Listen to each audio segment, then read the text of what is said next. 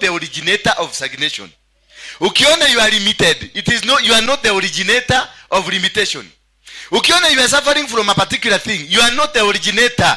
The originator might be 400 years away from you. So when you are addressing this issue, usikuja kusema aliyakiko kemwe, sitasema.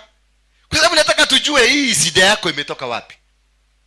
I will not be dealing with the branches. Nataka kudeal na mzizi. Ndio nijue ni nini hasa inakula mnyumba yenu. Ndio nijue ni nini laana hii imetoka wapi. Hii shida ilitoka wapi.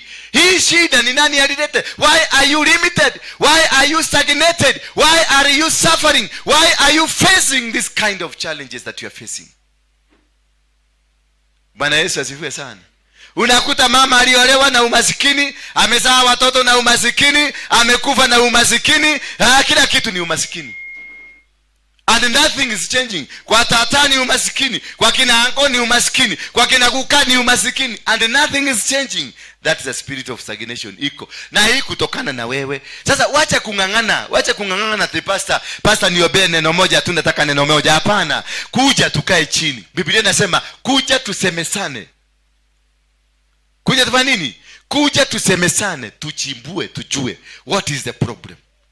Because the problem yako hiyo unapitia saa hii, wewe sio mwanzilishi, ni kitu ulimekuta na ni kitu inatebeaga. It's a family tree, ni mti ya kifamilia. Hii kule kote inajulikana na wanajua kwenye hii familia tumewakamata, na tuliwakamata na neno moja tu ya mzee, ama neno ya baba, ya mama, ama neno moja tu ya mzee wa kijiji. Hiyo ndio likamata familia. Ama venye sasa wazee wanakujaga wanakulaani na unalaanika. Haikaendelea kusema, so I took verse number 4. I brought them into the house of the Lord, into the chamber of the son of Hanan, the son of Gildarium, the man of God, which was near to the chamber official above the chamber of Masenia, the son of Selum, keeper of the threshold. Akapeleka. Kwa hivyo kuna madhabahu ingine lazima iende kwa nyumba ya Mungu, na utafute mtumishi ambaye ni kuhani akusaidie. Waliambiwa wapelekwe kwa nyumba ya Mungu, na walipopelekwa kwa nyumba ya Mungu, hapo ndio waliambiwa wapelekwe kwenye chumba kile cha ndani ambacho kiko karibu na madhabahu. Kumaanisha ni nini? Ile kitu wanaenda kushughulikiwa ni ile madhabahu iko ndani yao. Ndio wakaambiwa waende wapelekwe mpaka nyumba. Sasa kuna mambo mengine hata ukiniita kule kwenye kijijini sitakuja. Mpaka ndakwambia rudi kuja hapa kwenye madhabahu. Maana ni madhabahu igongana na nini? Na madhabahu ingine. Maana ile kitu imekufuga ni madhabahu. Ile kitu imekufuga sio kitu ya leo, sio kitu ya jana, ni kitu ya miaka mingi. Bwana Yesu asifiwe sana. Na akaambiwa uwapeleke familia mzima ya Warekabu, uwapeleke familia mzima ya Mizawino. Na Wino ako na miaka 400. Sasa unachukua ule ukoo ya Wino, ukoo ya Joroge, ukoo ya Waruinge, ukoo ya Kemani, 400 years unalete hapa karibu. Na akaambiwa wapelekwe kwa nyumba ya nani? Ya Mungu, kwenye hekalu, na wapelekwe kwenye chumba kile sasa ile ya kuhani, wapelekwe huko, kwa sababu ile kitu inataka kushughulikiwa inahitaji kuhani mkuu. Bwana Yesu asifiwe sana. Na ndio naona tunakujaga kanisani, na sio kanisani tunakujaga tu hivi. You are going to church must bring answers to your life. Sio kuja tu kusikiliza kukaa, sio kuja tu kuiba nyimbo hapa, kurukaruka kwenda nyumbani na kutoa. Hapana. You are coming to church must bring solution to your life. You are coming to this altar. This altar must bring a solution to what you are going through. Must change the direction of your life. Lazima tukue na testimonies hapa. Venye huyo shosho umesikia akisema, huyo shosho alikuwa hapa, tukamtabiria, tukamwambia wamesema huko na kansa, na kweli alikuwa nayo. Alienda akarusha kule Agakani, kwa hiyo kikitu ikatoka. Akaenda Kenyatta ikatoka, ikakuwa iko. Akaenda akarudishwa. Sasa nikamwambia mama, akaniambia mimi siendi hospitali. Sasa huyu ni mama mzee. Unajua kama ni huyu ningekubaliana na yeye. Huyu ni mama mzee, ako na watoto, ako na vijukuu. Si ni kanisa yangu ingemalizwa hapa? Kwa sababu watoto wanataka mama yao apone, na kuna kapasta kako mahali fulani kanasema kameponesha watu. Nikabia mama, wewe hakuna operation utafanyiwa kwa sababu hauna hii makaratasi, nikamwambia leta turarue. Nikamwambia no cancer, tukararua. Nikamwambia enda tu ukubali wakupeleke tena kwa mashini, lakini matiti yako haitakatwa. Wakangangana, wakapima mara ya kwanza, wakienda ikakuwa kanza, mara ya pili kanza, mara ya tatu kanza. Sasa si akapelekwa kwa mashini, akaekelewa kwa mashini ile wanapibanga ya mwisho. Sasa ndio wakate kwenda kupima ya mwisho, ikasemekana hakuna. Bwana Yesu asifiwe sana. Ya mwisho ikasema nini? No result. Sasa shida ni hii, walikuwa wameamua na walikuwa wametengeneza mashini, walikuwa wametengeneza kisu, walikuwa wametengeneza mapadeji na kila kitu, na wamevaa nguo. Na pesa imeandikwa ni pesa gapi? Mama akasema wamepima, wameona tena hakuna. Lakini kwa sababu walikuwa wameamua kukata, wakamwambia mama lazima tukate. Iwe inakaza iwe haina, tunakata. Mama si ndio hapa? Akawaambia kateni yenu. Yangu ikatwi. Wewe wakamwambia mama nokija tolekejo, nokija akaambia vio. Wewe mkoroki, vio leke yako, tigana yako. Si umepima umeona hakuna, kwenda kata yako. Baka katoroka akakuja huko. Bwana Yesu asifiwe sana. Lakini kama ningemwambia siende, wangemletea shida. Kwa sababu wakati mwingine unatumia akili. Tumia akili, wisdom kidogo tu. Hata kama una mingi, hiyo kidogo uko nao tumia tu. Unajinasua mahali, unaweza kuwa kwenye kamutaro kabaya. Jinasue tu, usiletee shida watu wengine. Bwana Yesu asifiwe sana. Sasa hawa watu waliambiwa waende nyumba ya Mungu. Hawakuambiwa waendeni kwenu mnigojee huko. Waliitwa kwa nyumba ya Mungu. Kwa hivyo kuna madhabahu lazima uifanyikie kwa nyumba ya Mungu. Kuna vitu ambavyo lazima, kwanza hii spirit of stagnation lazima ukuje. Ndio roho ya Mungu akuje anene aseme this is the generation. Ilianzia hapa. Huyu mzee ameleta generation mzima. Jeremia ameleta generation mzima, wakakuja. Verse 5 inasema, then I set before the Rechabites pitchers full of wine and a cup, and I said to them, drink wine. Venye aliagizwa Jeremiah, venye aliagizwa, akawaambia sasa, akaweka wine kwa vikombe. Familia mzima akaiwekea wine. Familia nini? Mzima akawekea wine. Alipowekea wine akawaambia sasa kuleni. Bwana Yesu asifiwe sana. Wakamwambia nini? Sasa imagine sasa mmekuja kanisa na wewe ni muokovu. Pombe ni si kukunywa, huwezi kunywa pombe. Kama pastor kama huyu ametrainiwa kwa Winners Chapel. Sasa mwambie mtu kama huyu akunywe wine, si hata kukoga. Kwa sababu ameokoka ameisha. Lakini ni pua. I don't mean you are poor. Lakini yeye ni pua. Anateseka mateso mengine haieleweki. Bwana Yesu asifiwe sana. Haleluya. Lakini nimemwambia, Mungu ameniambia kula glasi ya wine. Angalia venye mmeniangalia na macho mengine.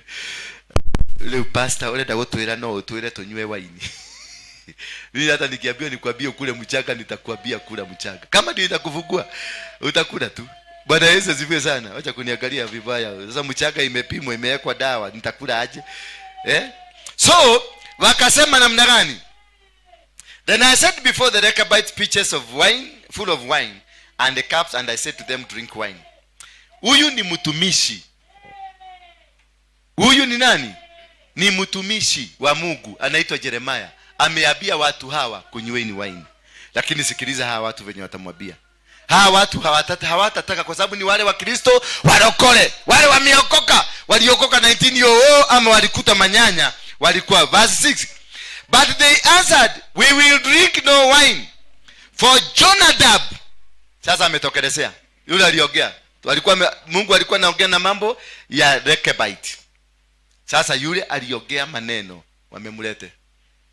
Kwa hivyo unaweza kuwa unang'ang'ana na kitu direction hii, kumbe sio hiyo direction iko padi hii. Bwana Yesu asifiwe sana. Sasa wakati waliambiwa kunywa wine, ndio ile spirit ya mzee ikaongea sasa. Akaambia, we will drink no wine. Why? Jonadab, our grandfather. Bwana Yesu asifiwe sana. Jonadab, our great grandfather. Hii ya kwanza ilikuwa inaonekana ni Rechabites, the Rechabites. Lakini sasa wenye kugogwa, wenye kuvuguliwa, wanalipuka, wanasema source ya shida yetu ni gani? Wakasema hivi, we will drink no wine, For Jonadab the son of Rechab, our fathers commanded us, you shall not drink wine, neither you nor your sons forever. Why? You shall not build. Angalia sasa, sikiliza sasa hapo. Waliambiwa you shall not drink wine, you nor your son. Namba 2, wakaambiwa msiwahi kufanya nini? Wakaambiwa ya kwamba you shall not build a house, you shall not sow a seed, you shall not plant or have vineyard, but you shall live in tents all your days. Hiyo ni nini sasa? Hiyo ni nini? Ameambiwa hautalima, wacha tu wine. Huyu alikuja na glasi ya wine. Sasa wametoa maneno yote venye waliambiwa. Hamutawahi lima, hamutawahi vuna mizabibu, hamsiwahi kujenga nyumba, mkaage kwa tent. Sasa kama wewe unaishi kwa kanyumba ya matope mpaka saa hii na umesoma, kuna hiyo laana. Sasa kama wewe hujai jenga kanyumba na unaishi dunia hii na unasemaga uko kwenye huu ulimwengu, uko na laana. Waliambiwa Yeremia alikuja na glasi ya wine, na wao wakakuja na maneno. Wakasema sasa wachana na wine. Tuliambiwa tusiwahi kukunywa. Namba 2, tusiwahi jenga. Namba 3, tusiwahi lima mizabibu. Namba 4, tusiwahi hata kufanya chochote. Tuishi kwa tent miaka yote. Tent ni nini? Tent ni roho ya umaskini. Waliambiwa waishi. Ni nani aliwaambia? Jonadab guka. So unakuja unaniambia aliyakiugo kemwe kiume tu. Sasa hapo nitaadresi aje kiugo kemwe? Na umeona Biblia mwanzo kabisa ilikuwa Warekabu, ilikuwa nyumba ya Rekabu, imeruka imeenda sasa uko mbele imekuta Jonadab, na imeleta mpaka ile condition, ile katiba venye ilitengenezwa, katiba venye ilisemekana, hamutawahi ruhusiwa, hamutaruhusiwa kukunywa, hamutaruhusiwa kufanya, hamutaruhusiwa kulima mizabibu. Walikatazwa. Na ni mzee mmoja tu alisema hiyo maneno yote, si watu wawili. Ni mzee alisema na mzee akaondokea, hayuko hai. Sasa hii wanafuata ni historia. Naye Mungu ametuma Yeremia, amemwambia wapeleke huko, waambie wakunywe glasi ya wine. Wamemwambia hatukunywi. Na huyu ni mtumishi, na kwa sababu wamefugwa na mzee, hawatoni mambo ya Mungu, hawani mambo ya Mungu, hawataona. Ndio naona watu wengi hata ukiwaambia hii maneno wanasema hii maneno yote ilikwisha.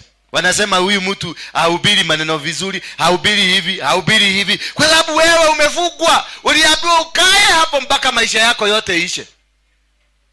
Bwana Yesu asifiwe sana. Haleluya. Sasa mnaniangalia hivi ni kama hatuelewani vizuri, ama imeingia vizuri, ni kuingia inaingia. Sasa mnafanya hesabu, mnaona kweli kareguka. Na kweli ile kareguka. Kareguka to magaginya kanyoba dire dagia.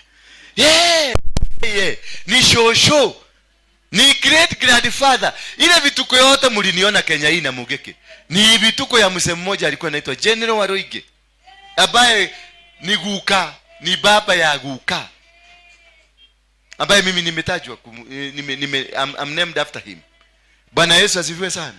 So whatever that is disturbing you now, it is not a yesterday thing. Whatever sin that you are in, usherati ambao unafanya sasa, it is not you. Wizi ambayo yuko kwa mtoto yako, it is not you. The kind of diseases uko nazo kwako katika mwili wako, it is not you. Trace it back and you will find it somewhere. Kuna mahali ilitoka. And therefore inasema you shall not build a house. Sasa wakati unaambiwa you shall not build a house, si umtembeze kidogo, mpeleke hiyo mtoto pale chini kwa watu wengine. Mtamuleta tu, tutamuombea. You shall not build a house, you shall not sow a seed. Amekwambiaje? You shall not build a house. Meaning your life here on earth will forever be temporary. You shall not build a house is a significance of your permanency on earth. Ukiwa na nyumba unasema umemiliki. Teri, kujenga nyumba unaijenga kwa teri yako, kwa mchanga yako, meaning umebarikiwa. Kama umejenga nyumba ni kumaanisha udogo umekubaliana na wewe. Na kama hauna nyumba ni kumaanisha udogo haijawekewa signature ya kukubaliana na wewe. Bwana Yesu asifiwe sana. Kumaanisha wewe una laana ya nini? Ya udogo. That is step number 1. Kama hauna kadhunu, kama hauna kakitu unaitaka yako, hauna ruhusa ya kuishi. Na unaonaga wale watu kama hakuna ruhusa kamili, utakuta umenunua mchanga, hiyo mchanga inawekwa kesi. Ukienda tu kuvunja hiyo madhabahu, ukienda kutoka kwa hiyo minara, ukienda kutoka kwa hiyo mapingo ambazo zimewekwa, unasikia umenunua shaba in the wrong place. Bwana Yesu asifiwe sana. Kwa sababu unang'ang'ana, unataka kutoka kwa hiyo madhabahu, na uko na nguvu ya kutoka na unataka kutoka, lakini kwa sababu umeshikwa mashagera, ukienda kutoka unakamatwa, unarudishwa nyuma. Ukienda kutoka unakamatwa, unarudishwa nyuma. Unaona, unang'ang'ana. Ndio unasemanga, unasikia kama mama akiuliza kai dage kuheteirie ko nilikosea wapi? Kwa sababu BBD nimefanya, nimeenda Amerika, nimeenda Australia, nimeenda Iraq na Iran, nimefanya kazi mingi, nikakusanya 700,000 kukuja nikanunua kashaba. Nilipotulipa wenyewe wakatokelezea jasho yangu yote ya Afghanistan na mateso ya kukaa kwenye desert ikaenda siku moja. Because kuna kasi, kuna kitu ina operate ndani yako. Ukienda kuguza tu doa, unasikia kuna kitu inasimama. Maana there is a curse ya doa. Ukienda tu kuguza shaba, unasikia kuna kitu imesimama, kwa sababu kuna generational curse ya shaba. Bwana Yesu asifiwe sana. Ukienda kuguza tu biashara, unasikia kitu kamesimama. Kwa hao wamesimama wakati walipatiwa wine wakasema hapana. Sisi tuliambiwa hakuna kukunywa, hakuna. Sisi tuliambiwa. Ni nani? Ni Jonadab. Lakini Yeremia hakukuja, hakuwa amekuja na jina ya Jonadab, alikuja na wana wa Rekabu. Lakini walipoguzwa tu, alipoguza the real cause of the problem, mwenye kigogona akatokelezea, akasema mimi ndio nilisema. Lakini sasa anaongea through these people. Mimi ndio nilifanya nini? Nilisema hakuna. Na akawakodolea katika ulimwengu wa kiroho, akawakodolea macho, kunyweni muone. Kumbuka Yeremia ni mtumishi wa Mungu na ni neno la Mungu Yeremia alipatiwa. Peleka. Si Yeremia aliota, hapana. And this is what the Lord sent Jeremiah. The word of the Lord came to Jeremiah. The word of the Lord came to Jeremiah. And he took the same word to the same people. The people who are supposed to be set free. Though they said no. Sisi tuliambiwa na nani? Na Jonadab. So Jonadab amekuwa mkubwa kuliko Mungu. Because this man is from God. But who stopped these guys? Ni Jonadab. Na Jonadab alitukatasa. Alituambia no. Wako mutiko menywa. Teremuka huko chini. Goko mutiko menywa. Bwana Yesu asifiwe sana. So meaning there is a strong man in your life that speaks over that which hinders you. And that is the strong man you need to address. You don't need to address any other. Wachana na hiyo ugonjwa uko nayo sasa. Wachana na hiyo kitu inakukula saa hizi. No, address the strong man in your life. Wake up. Ni watoto wangu nawafundisha hii kazi. Nikiona na kisema mimi nafanyanga kazi 30 the same second. Sasa unaona na operate huko na operate huko na operate huko. Hiyo ndio nikuwa na akili mingi. Akili yangu haijawekewa limitation. Mama yangu aliniambia niko na akili na inafanyanga kazi. Zimunaona inafanya kazi? Niko na baraka ya akili. Lakini kuna kwingine na idaka napata block. Nikiwa na akili mingi hiyo yote nazuiliwa, naambiwa hapa upiti. Bwana Yesu asifiwe sana. Kwa hivyo unaweza kuwa with all the intelligence that you have, but ukijaribu kufanya tu jambo moja, unakuta hilo jambo linakusumbua. With the education, with the money, with the favor and everything, kitu inasimama. Jonadab wako anasimama. This is where the problem is, that God has spoken, God has said it, but because kuna shida ya mtu mmoja tu alionena, hiyo shida inasimamishwa. Inaambiwa sasa hii hapa hatuendelei. Kwa nini? Kuna msee anaitwa Jonadab alisema hapa hakuna kukula pombe. Na Babili sio pombe peke yake, hata kujega hakuna. So kama hujajega, hebu ende utafute Jonadab wako ni nani? Jonadab wako mwenye alisema kujega hakutajegwa, wewe ndio umtafute. Jonadab mwenye amefanya kwako yote, generation yenu yote, mturaga nyumba cia mukoboro. There is a Jonadab. Abia mwesako kuna Jonadab. Na akaambia wasilime. Unaendeka unaweka tubuzi tunakufa. Unaenda unapanda tumaidi, kajua ukipanda tumaidi, kajua kanakuja kana mesa tuote. Lakini wakati hautampanda, maneighbors wanavuna. Mpaka maneighbors wanasema, huyu mtu tuchage pesa tununue hii shamba. Yeye ndio anasababisha mahindi. Kwa sababu akipanda jua inakuja inameza, ama kunatokea mvua kubwa inabeba kila kitu. Because there is a Jonadab in your life. Kuna Jonadab mwenye alisema musilime wala musijenge nyumba. Na akasema nyinyi mtaishi kwenye tent. When you say utaishi kwenye tent, amesema uishi kwenye umaskini na ukubaliane na umaskini. Bwana Yesu asifiwe sana. Uishi kwa nini? Kuishi kwenye tent ni kuishi kwenye umaskini na kukubaliana na umaskini. Na unaona I'm comfortable. Kafefite tu ni kafefite dedo mabadi makoginya town kokogene gwefaga. Akifika town nampatia shilingi 100. Umempatia kupanda town, hataki ya kukula, hataki ya kurudi. Bwana Yesu asifiwe sana. Akifika town dedo mabadi makoginya musie. Ako comfortable na mabadi. Yanataka 250 ama 100 ama 200 ya kumleta town na ya kumrudisha. Na hako sawa. Sema hako sawa. Hako sawa, comfortable kabisa. Na there is nothing anaona baya. Anaona kila kitu inaendelea mzuri. Bwana asifiwe sana. Therefore anaendelea kusema. Akasema verse number 8. Inasema, we have obeyed the voice of Jonadab the son of Rechab our father in all he commanded us. Bwana Yesu asifiwe sana. In all that this man commanded them, hakuna kitu wamekosa kuobey. Na wanasema hata sasa hatukosi kuobey, tunaendelea kuobey. Kwa sababu you are antagonized, umefungwa kwenye laana. Ndio hata ukikuja kutolewa kwa hiyo laana, unaona huyu mtu anakuja kukosea direction. Kwa sababu walitii mugabo ya mtu, wakakataa kutii mugabo ya Mungu.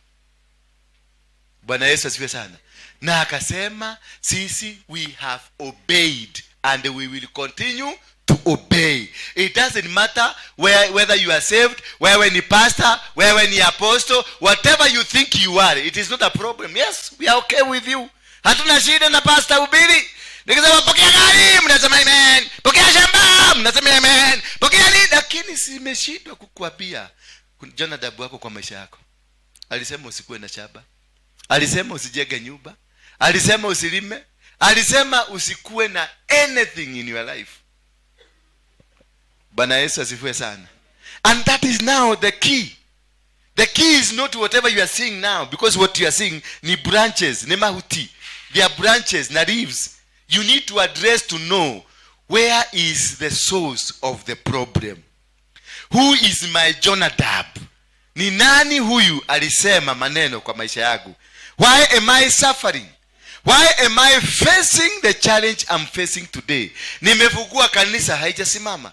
Nimeanzisha doa haijasimama. Nimekuwa na nini? Hakuna, nothing working in my life. Bwana Yesu asifiwe sana.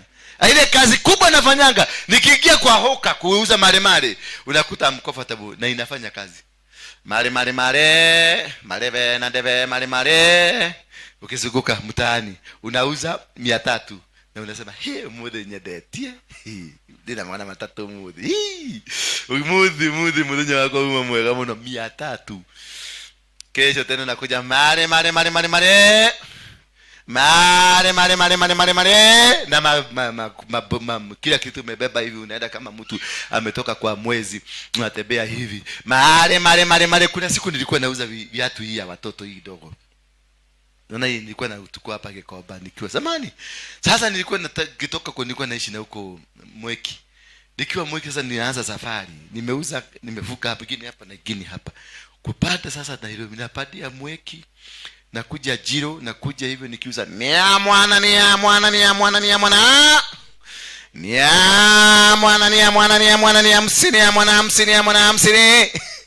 Sasa ukitoka nyumbani unasema leo nitauza 1,000, unaanza ni ya mwana mpaka saa 7 hujauza. Umetembea mguu. Ni amana. Unapanda, unapita hapa, unakuja hapa, unapandia hapa, unaenda estate hizo, unajikuta Kagemi ukisema ni ya mwana. Kagemi ni saa 11 jioni, haujauza hata kimoja. Sasa unateremuka, ulikuwa umeplani kuuza 500, unateremuka. Unasema nitauza 100. Kwa sababu sasa umeanza kufanya mahesabu ya kurudi nyumbani na ile distance huko. Unaona tena sasa hii distance ya leo ni rush hour. Kwa hivyo hii lazima utafute 200 ndio ufike nyumbani. Inafika saa 12 ndio hiyo hakuna. Ni ya mwana. Mpaka unabadilisha lugha. Unajua ulikuwa ni ya mwana.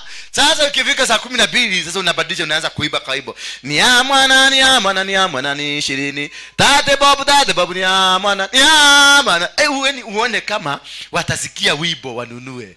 Bwana Yesu asifiwe sana. Saa 1 ndio hiyo inaingia. Hujauza, hujakula.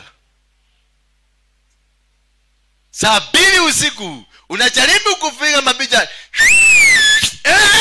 Viatu ya mwana sasa kupigia makelele wakubali sasa. Wewe umepepeleza hivi, umeingia kwa wimbo hivi, nothing is working. Sasa unakuwa fucho. Ni ya mwana, mama wewe nunua, mama nunua, akawacha kuangalia tu. Unaniangaliaje?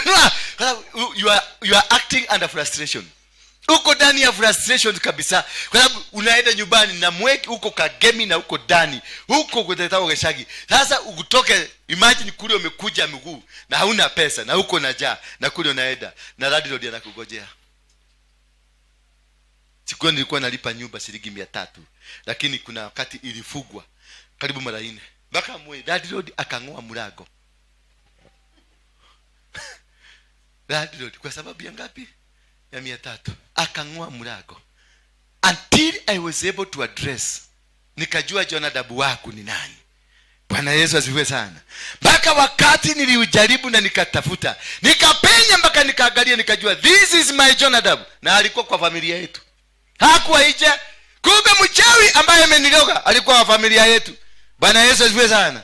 Sasa hata ule mchawi amekuroga, wacha kwenda huko. Titata wanyu. Enda vizuri uangalie, utapata kuna Jonadab katika maisha yako. Hiyo ndiye amesababisha kidoa yako haisimami. Huyo ndiye amesababisha kuna kazi yako. Ndiye amesababisha hauwezi kujenga.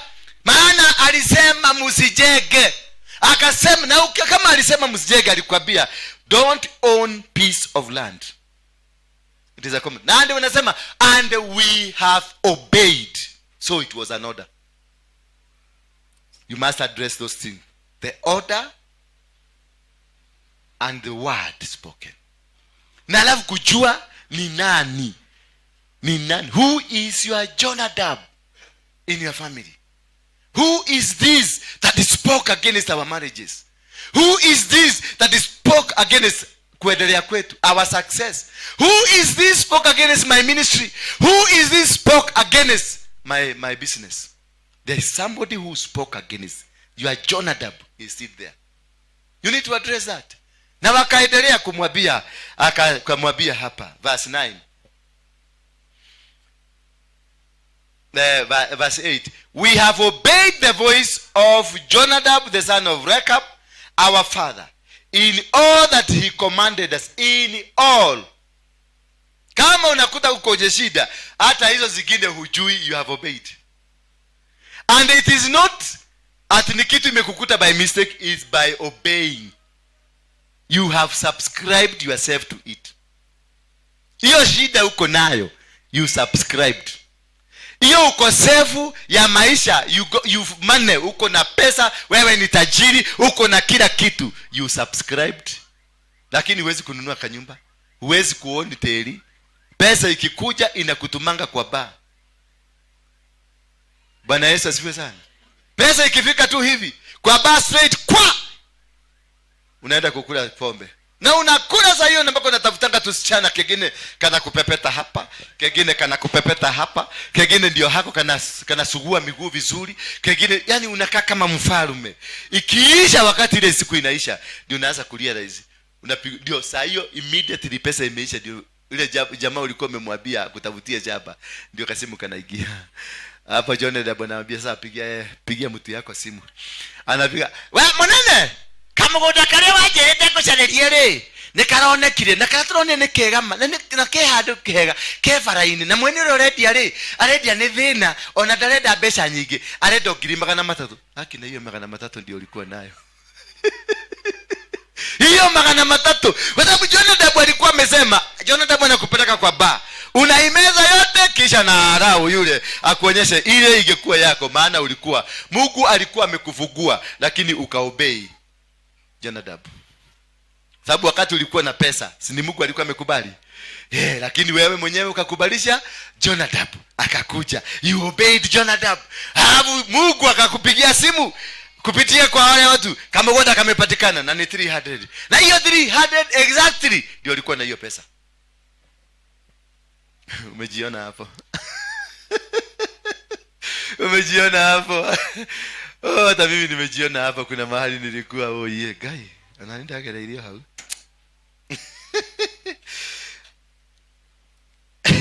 We have obeyed the voice of Jonadab to drink no wine all our days, ourselves, our wives, our sons and our daughters. Kwa hivyo utaoa mwanamke unamuigiza kwa Jonadab. Ukizaa mtoto unamuigiza kwa Jonadab. Vijukuu umezigiza kwa nani? So you are just a translator of a command from the strong man. Wewe tu kwa sababu my wives wewe tuseme nimekuoa. Mimi ndio tulizungumziwa na Jonadab. Sikwetu. Lakini amesema nini? Hata our wives. Kwa hivyo ukule unaolewa chukuza vizuri wakalia kama ni Jonadab mgani anaogeaga huko. Bwana Yesu asifiwe sana. Hata huyo bibi anakuja angalia ni Jonadab mgani anaogeaga kwao kwa sababu atakuletea sheria za huko. Bwana Yesu asifiwe sana. You are suffering because of your wife. You are suffering because of your husband. You are suffering because of the environment. Hata area hii inaweza kuwa ni Jonadab amesemgumsia. Akasema hii area kusiwahi kukua tajiri hata mmoja. Ukikuja hii area hautakuwa. Ndio naambia before you do any business, do spiritual mapping. Nenda uangalie ujue ni maroho gani inasemaga. Ni maroho gani inazungumzaga hapa ama pale. Bwana Yesu asifiwe sana. Sasa unasikia baka our wives, our sons and our great grandchildren. Watu wamewekwa kwa kikapu moja kwa matamshi ya mwanaume mmoja tu. Na amenenea kijiji, amenenea familia na ukoo wote. Na hapo mmeokoka, Yesu ni Bwana. Hallelujah. Wewe mwenye roku ta baba, bati hapa kichwa bure. You are addressing the wrong problem. Umekubaliana na hiyo shida ya Jonadab, lakini hapa wewe ni mrokole umeokoka. Hata biguni ni karibu na kwenu Geshagi. Bwana asifiwe sana. Biguni ni karibu na nini? Kwenu Geshagi, hata unaonaga biguni ndio hii. Lakini ile shida imekukamata hivi, afadhali ungekuwa kuguni ukunyoge damu bila struggle. Wangapi wamebarikiwa mpaka hapo tumefika? Good. Wangapi wamejiona kwa hiyo maneno yote tumeongea? Inua tu mkono yako. Simeona. Wangapi waokofu wa 1 year? 1 year umeokoka? Yaani uko na more than 1 year kutoka siku uokoke. Inua mkono mzuri. Uko na 1 year tagu, yani old, you are 1 year old kama above. Inua mkono juu. Ulikuwa umeinua hiyo ingine ya kwanza?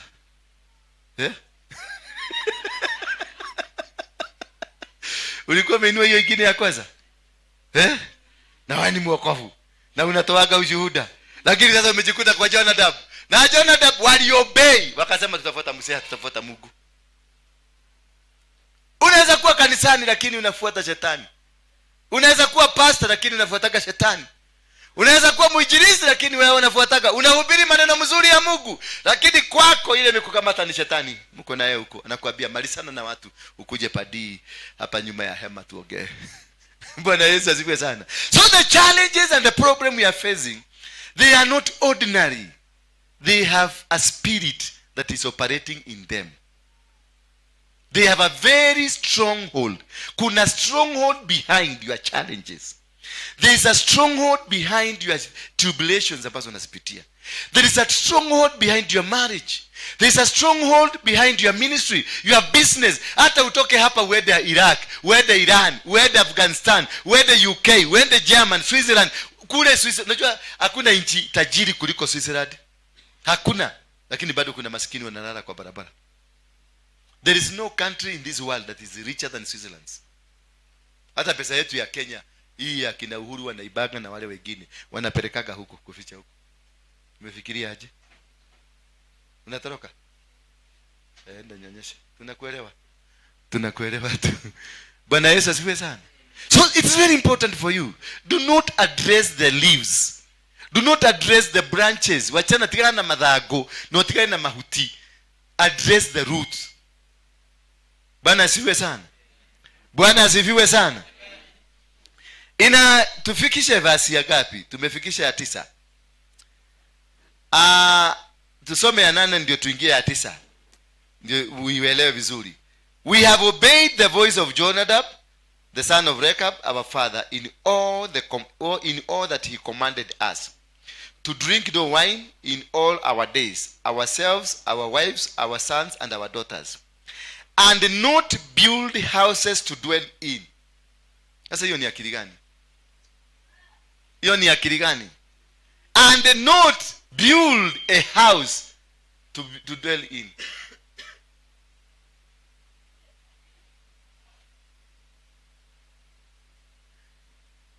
Kiawa bahetokire na shiga na kule na gijaga teli dole.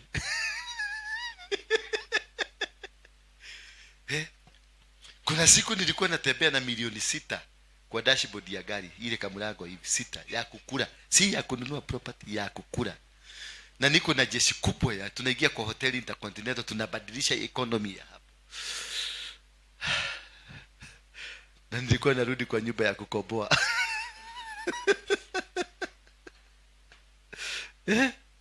Bwana sibi mongina ngaki kwero lirau umeta tato minalingi chibe abwati chibe nyingi sana ngaije je tiganda. Unajua tulisoma naye shule moja lakini tumejuliana hapa. Mimi ni Mkisii kutoka Nyamira district, Nyamira bako nyiruka Nyamira county. Nyamira county. Mimi ni Mkisii kutoka Nyamira county. Na wewe pia ni Mkisii. Wangapi wa Kisii hapa? Nyalibali chache. Manga skimu. Bwana Yesu asifiwe sana. So this is we shall not even build a house where we can dwell in. Sasa angalia hakili. Hiyo hakili. Nzaki uangalie ingine yote, angalia hiyo hakili yako umetoa sasa. Tuliambiwa tusiwahi kujenga na hatutajenga. Na tuliambiwa tusijenge na sitajenga. Naga na mwanaume msima anasema nidi kanyumba Nairobi.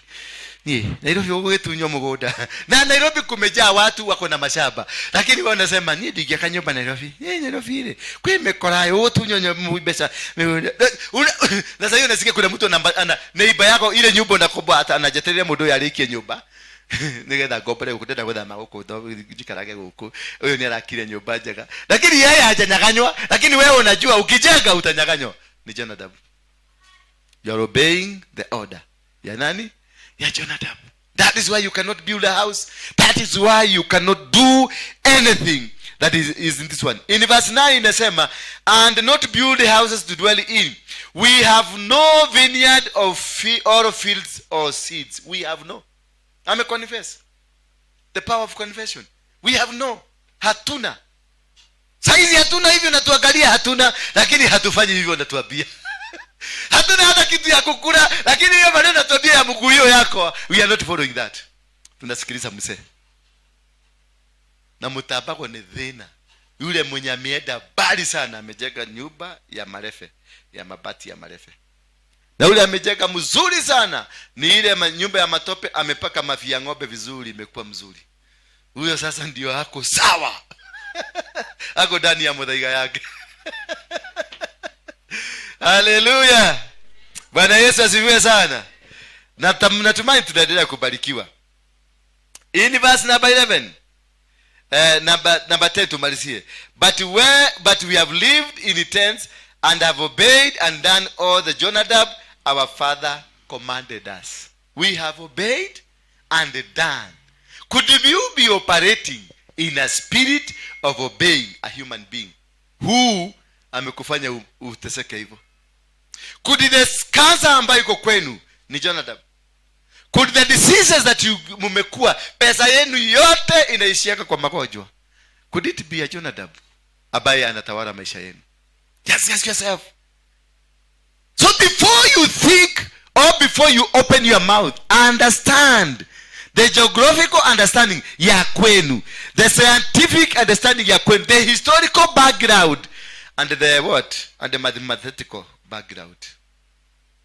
Ndio uweze kujua hiyo ugonjwa uko nayo ilitoka wapi, hiyo umasikini iko nayo ilitoka wapi, hiyo ukosefu ya kazi, uko na papers, uko na kila kitu, but there is a stronghold. The day your papers inaenda kutokelezea kwa sababu uliitwa mjinga. You have the papers lakini uliitwa mjinga. So wakati hiyo paper, kwa sababu hiyo paper inasema ile akili uko nayo, wakati akili itatakikana itumike, ile maneno ya Jonadab inasimama inasema uliitwa mjinga. Kumbuka wewe ni nani? Wewe ni mjinga, haufai, hauruhusiwi kufanya hii ama hile. Bwana Yesu asifiwe sana. Bwana Yesu asifiwe sana. So for this, how do we come out of this? Tuangalie Yeremia 1:10. Ndio tumalizie hapo. Hiyo ingine tutaangalia na tawapatia tu characteristic 2-3 kujua mtu mwenye anaoperate at the spirit of the limitation anaoperatigi aje. Kwa hivyo Yeremia 10, Jeremiah chapter 1 verse 10 inasema, see, I have set you this day over nations and over kingdoms. See, today, siku hii nimekutuma, I have set you over nations and over kingdoms. To do what? Nations, it is the institution that you are in. Hiyo sasa, hiyo kerumi, hiyo maneno ilinenewa watu wa Jonadab, hiyo ndio sasa nation. That is what is controlling. That's the nation you are living in. But what is a kingdom? The kingdom is the spirit behind that nation. So Biblia inasema, see, today I have set you over nations and the kingdoms. So you must deal with your nation and you must deal with your kingdom. You deal with the physical you and deal with the spirit that has tormented you. Bwana Yesu asifiwe sana. So the physical you, wewe kwanza ukataane na hiyo kirumi. Useme Jonadab alisema tusijenge nyumba, nitajenga nyumba. Jonadab alisema sitakula glasi ya wine, nitaikula. Jonadab alisema watoto wetu wasifanye, nitafanya. Bwana Yesu asifiwe sana. You are dealing with the physical part. But number 2, now you come to the spiritual part.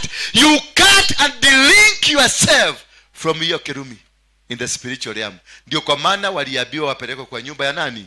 Ya Mungu. Ndio hiyo kerumi ivujwe. Kwa sababu hakuna mahali kwingine ingevujiwa. Lazima wangevujiwa. Kwa sababu he was dealing the physical ni wine. Kwa sababu hiyo ndio walikataswa. Then in the house of the Lord ndio washughulikie the spiritual part. So we must deal with you. Ni kubadilisha kwanza hiyo urokole yako na uokovu yako ya ujinga, weka chini. Uanze kujisearch. Ujue ni Jonadab mgani ako kwako. Wacha kuniambia ati Yesu alikukufia. Yesu alisema hakuna kitu amekuja kubadilisha. Hakuna hata kitu kimoja. Yesu alikuja. Yesu alikuteta kuleta uregesho yako, the platform, your platform connection. When man was created by God, he was given dominion. Genesis 1 verse 28. Man was given dominion and told to subdue the earth. Lakini wakati walifanya makosa ile shamba ya Eden, ndio waliondolewa na dominion ikaondolewa. So that is why Jesus came back to return the dominion. So whosoever believes in Jesus Christ will access the dominion ya dunia hii. Jesus is a platform of reuniting you with God. Lakini si platform ya ujinga. Si platform ya kusema ati atukufia. Yes, alikufa. Alikufa na kaekwa kwa msalaba na akafanyika dhabihu ambayo inatupeleka kwa dominion. Whoever that connects with him sees the Father. Na hiyo ndio nasema Jonadab ndio ametukamata.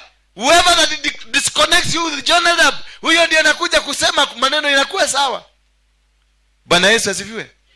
So ujinga ya uokole ya hiyo kiokovu kigi toa kwanza. Deal the physical part of you. Know that there are challenges in your family. You've been going to church, yes, but there are challenges in our family. How do I come out of it? You sit down now, umwambia Yesu, nipatie mamlaka, nipatie nguvu, niweze kujua Jonadab wa kwetu ni nani. Bwana Yesu asifiwe sana. Haleluya. Bwana Yesu asifiwe sana. Wangapi wamebarikiwa? Haleluya. Simameni kwa miguu yetu. Nataka ushike sadaka yako kwa mkono, si sadaka, uifanye ikuwe sacrifice. Because hii tumezungumziwa hapa, hii ni madhabahu. Na kwa sababu mmekuja kwa nyumba ya Mungu na Mungu karibu na madhabahu, si tuvuje hii kitu ya poverty kwenu? Wangapi wangetaka tuvuje hii kitu ya poverty kwenu? Haleluya. Focus sasa hapa ina hii angalia hapa. Angalia mimi. If kama ni possible. Shika nini? Sacrifice. Na utafute sacrifice ambayo unajua itakuondolea hii shida. Na kuna bahasha ziletwe hapa. Kama hauna, ungetaka kuvuja madhabahu hii,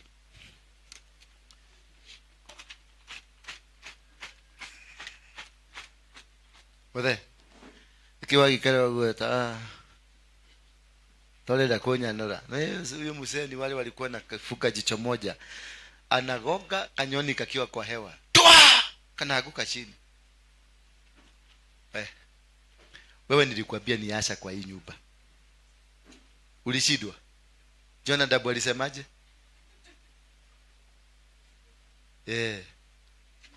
Patiana hizo basha. Mtu anataka sukuka tu. Mtu anataka, mwenye anataka mupatie bahasha. Chukua bahasha, kila mtu chukue bahasha. Yule unataka, unajua uniletee hiyo bahasha Sunday ama Wednesday. Hii ni ya kuvuja madhabahu ya Jonadab. Ya kuvuga nini? Kuvuja. Na kama uko nayo weka hiyo kitu yako, utaniletea hapa tu. Leo tunavuja madhabahu ya nani? Ya Jonadab.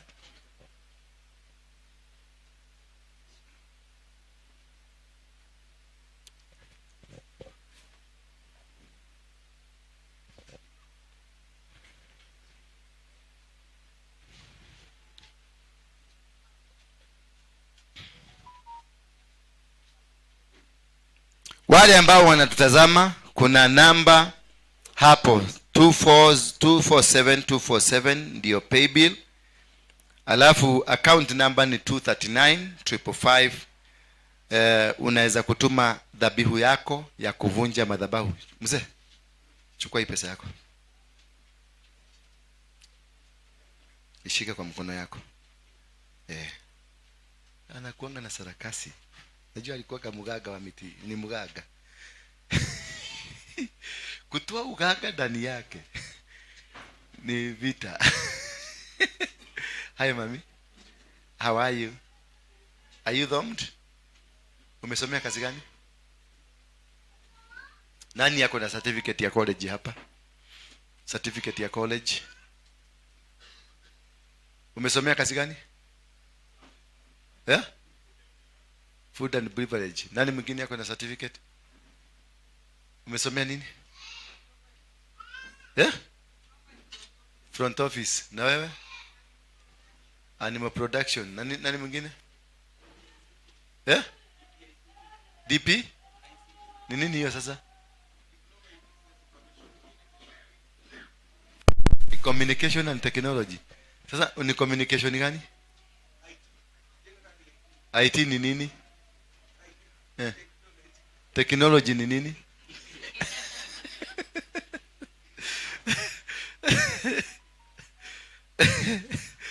Amesomea IT na technology.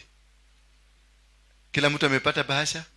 Sika dhabihu yako, inue juu, inue juu above with your right hand side.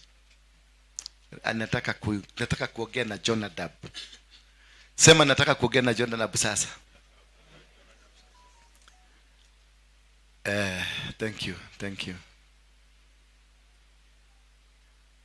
Thank you.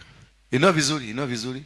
Kama hauna ihilisi umeweka hapa kwa jageke, inua tu. Unajua unaweza kuwa kuna kitu umeshika hivi, hutaki. Inua mkono yako juu na uinue uchoke. Nataka uchoke. Esau aliambiwa ukichoka. Ukifanya nini? Ukichoka utajiondoa kwa hii shida. Sasa inua mkono. Ule hajainua mkono, nataka kuona ni nani. Atuambie ni nini, kwa sababu gani hujainua mkono yako juu. Sema kutoka leo, Bwana Yesu, mwana wa Mungu uliye hai, ninavunja matamshi ya Jonadab katika maisha yangu. The strong man in my life, nina cancel maneno yake. Nimekuja kwa nyumba ya Mungu kuvunja madhabahu haya yote, kujitenganisha na maneno ya shida, kujitenganisha na poverty. Kutoka leo nitajenga nyumba yangu. Kutoka leo watoto wangu watafaulu. Kutoka leo my generation will succeed. Nitafaulu. Ninajitenganisha na matamshi ya wazazi yangu ambao yalikuwa kinyume. Ninajitenganisha na matamshi ya walimu ambayo ilikuwa kinyume. Ninajitenganisha na matamshi ya wakuu ambayo ilikuwa kinyume. Kutoka leo nimekuwa huru. Kutoka leo nimekuwa huru.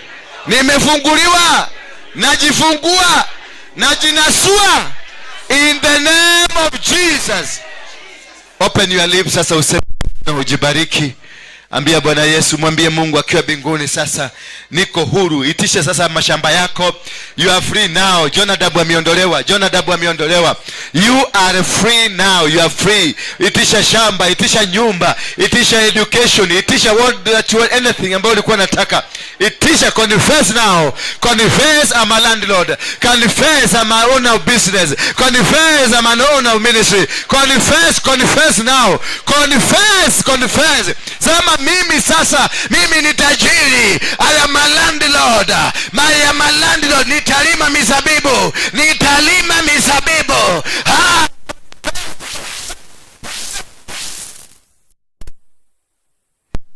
Endelea confess. Take your 10 minutes. Don't stop there. Continue. Fungua watoto wako, fungua watoto wenu, fungua mama yako, fungua kila mtu katika familia yenu. Maana leo wewe umefunguliwa, ndio ufungue hao wengine wote. Wafungue. Fungua kazi, ile kazi unafanya.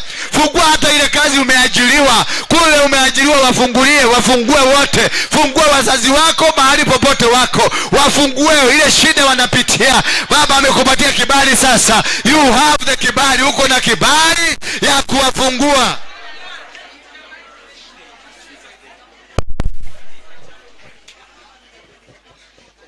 Endelea kuwafungua tu. Fungua hata vijukuu vyako na vitukuu. Fungua vijukuu na vitukuu. Wafungue wote, maana laana ilitambaa mpaka kwao. Wafungue wote.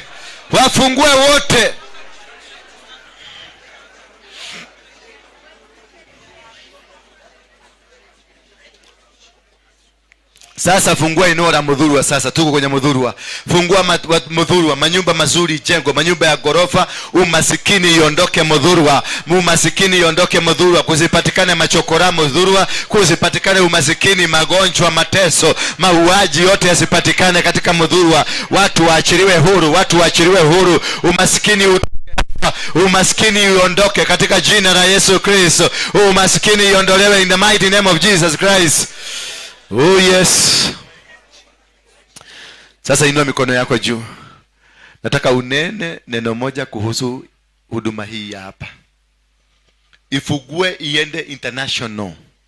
Ifugue iende kila mahali, ipenye, tupate kibali na tupate shamba kubwa, tujenge kanisa kubwa. mamilioni wafunguliwe. Nena kinena jambo tu, nena tu, nena tu, nena tu. Fungua kinywa chako, nena kinywa chako, nena kinywa chako. Fungua kinywa chako, kinene utukufu wa Mungu, kinene baraka za Mungu. Sema tabiria, tabiria holu kubwa, tabiria holu kubwa, tabiria mamilioni ya watu wakuje wafunguliwe. Tabiria, tabiria, tabiria finances zikuje za kuendeleza huduma. Tabiria, tabiria watu wa Freemason wafunguliwe kupitia kwa huduma hii. Waganga wafunguliwe kupitia kwa huduma hii. Wachawi wafunguliwe kupitia kwa huduma hii. Tabiria, watabirie, watabirie, watabirie. Watabirie walio wagonjwa, ukimwi iondoke. Walio wagonjwa, ukimwi iondoke in the mighty name of Jesus Christ. Cancer ziondoke in the mighty name of Jesus Christ. Oh, cancer, umasikini iondoke. Umasikini iondoke in the mighty name of Jesus Christ. Oh.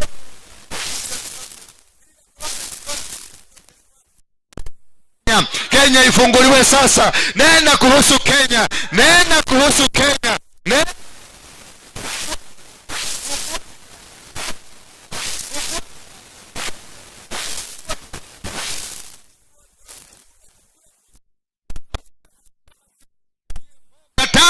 Kataa GMO irudishwe kwa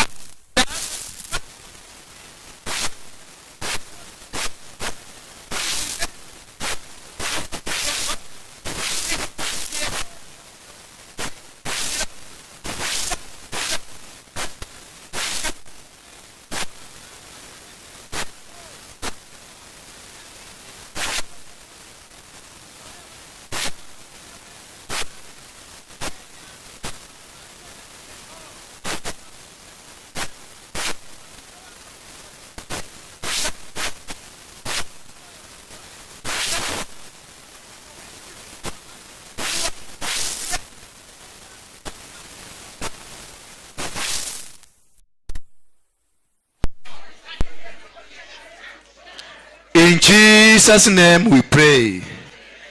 Somebody say amen. Bwana Yesu asifiwe sana. I think now you are relieved. Kama unasikia uko relieved, nyosha mikono yako, sema I'm free now. I'm free now. Hallelujah. You are here.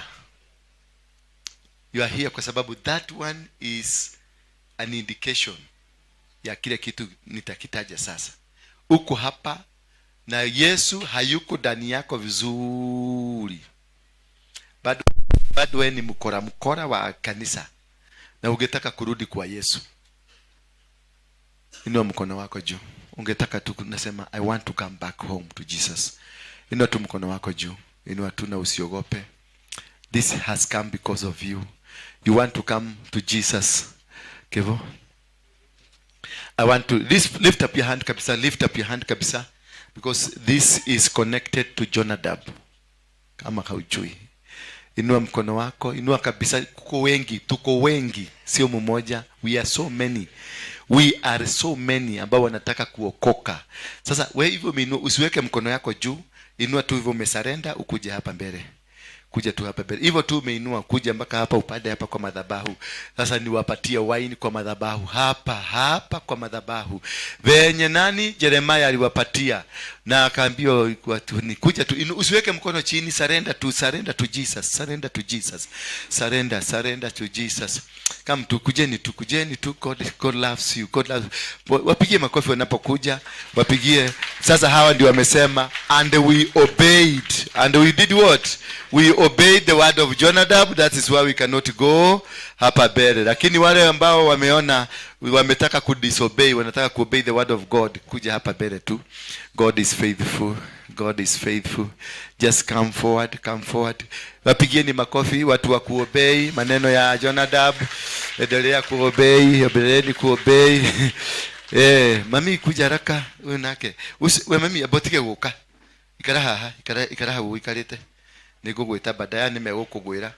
Yes, kujeni tu. Chairman, mkalishe huyo mama kwa kiti. Kuja tu baba. Bado nasikia nikiambiwa kuna watu kama 10 wako hapa ambao wanahitaji msaada wa kufunguliwa. Kuja hapa mara moja. Nataka kuokoka kamili. You want to return to Jesus. Kamili kabisa. Fungua hiyo dirisha. Fungua hii dirisha kabisa. ndio hewa iingie vizuri. I'm feeling, nasikia kuna watu, lakini una feel Jonadab anakuambia uradhieko. Si nilikwambia kataana na Jonadab kuja hapa mbele. Ninawapatia sekondi 3. Nikihesabu 1 mpaka 4.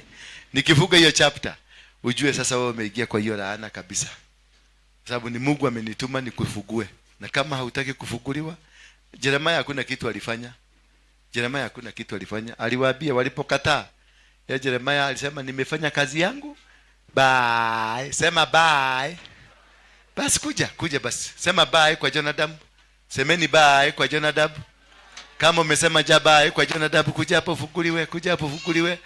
Kuja ufuguliwe. Yes, it is a serious matter. This is a serious matter. Mami, sasa kaa hapo tu.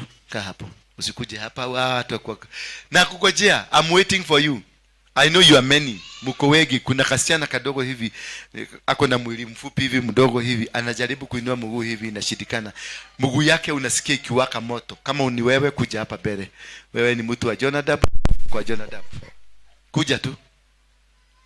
Usiangalie venye watu watakuangalia. Wanakujua unaendaka kanisa lakini ni fake. Kuja tu hapa mbele. Kuja tu. I'm waiting. There are many. You are many. You are so many. You are so many. I'm asking you, come front. Kuja mbele. Na hesabu mara ya kwanza. Kuja mbele. Fuguliwa. Wacha kuniangalia na macho ya huruma. Kai. Wacha kuniangalia na macho ya huruma. Mwingine anaangalia hivi. Mekogu atia. Kai. Vie kanadiga ati. Oka. Kuja niwe naogojea. Come back to Jesus. Wako hapa. Kwanza hii hapa hivi. Wako wengi sana. Kama unataka kukuja lakini unasikia kitu imekuzuia, inua mkono yako. Kuna kitu imekushika. Kama unasikia kuna miguu yako imeshikwa kama magnet, inua mkono wako juu. Uko hapa. Kama kuna magnet, kuna mtu unasikia kuna miguu inawaka moto huko chini, hebu inua mkono yako juu nikufugue. Hiyo miguu iwache kuwaka moto. Unasikia moto imesidi. Inua tu mkono yako, inua mkono. Sasa nimehakisha moto zaidi. Moto iwake kabisa. Iwake mpaka usarede. Buko hapa. Inua mkono. Ninakukoja tu kuja. There is still time for you. This is a voice from God. It's not my voice. It is God speaking. God speaking to you. Anataka kufanya deliverance kwako. Anataka kukufungua, kukutenganisha na hiyo maisha umekuwa ukiishi. You have not been right with God. And that is why Jonadab has found root in your life. Wacha kujishikilia hiyo kitu umejishikilia. Wacha kujishikilia, wewe kuja. Kwa sababu unasikia kuanguka. Unasikia kitu kinakufanya hivi. Ninakuona. I know you. Kuja tu hapa mbele. Wacha kuhangaika. Usibishane na roho ya Mungu. Mungu akisema kitu inasemekana.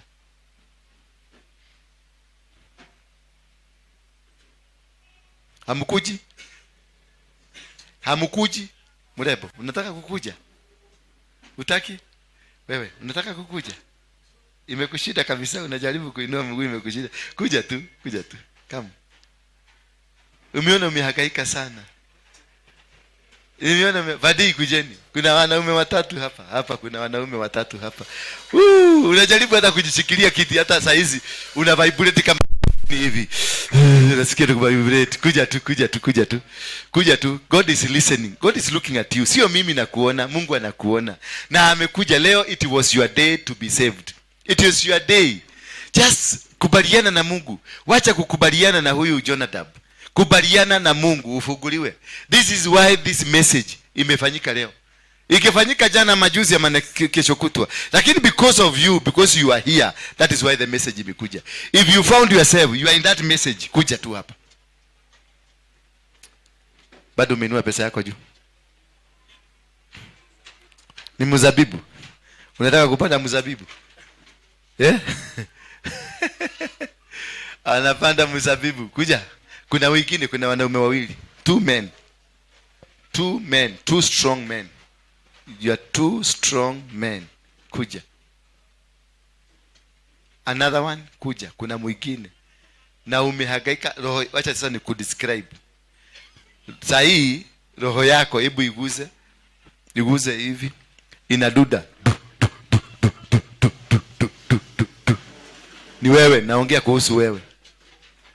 Ninaongea kuhusu wewe. Kwa sababu kuna kifo iko mbele yako ndio nakuondolea.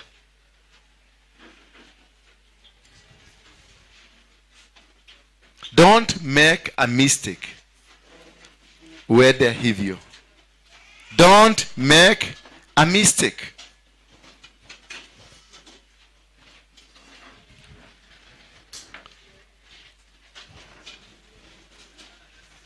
Kuja kama hivi unaona watu wakichukua viti, kuna confusion kidogo, kuja sasa. Usiogope, kuja sasa. Wewe ndio umesimamisha hii kazi. Roho wa Bwana angekuwa shashuka. Sasa akikasirika na wewe, uondoe viti ndio akose mahali ya kujishikilia. Oh yes, muombe lakini nitapata. Nyumba iko. Sasa muanze kunisaidia kununua viti. Mwanza kunisaidia kununua viti. Bado nangojea huyo mwanaume ako. Unaona hapa hivi mpaka pale. Kuja.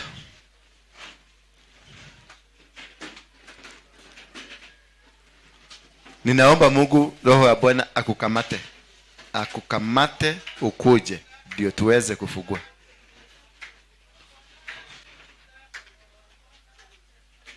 Haya, inua mikono yenu juu.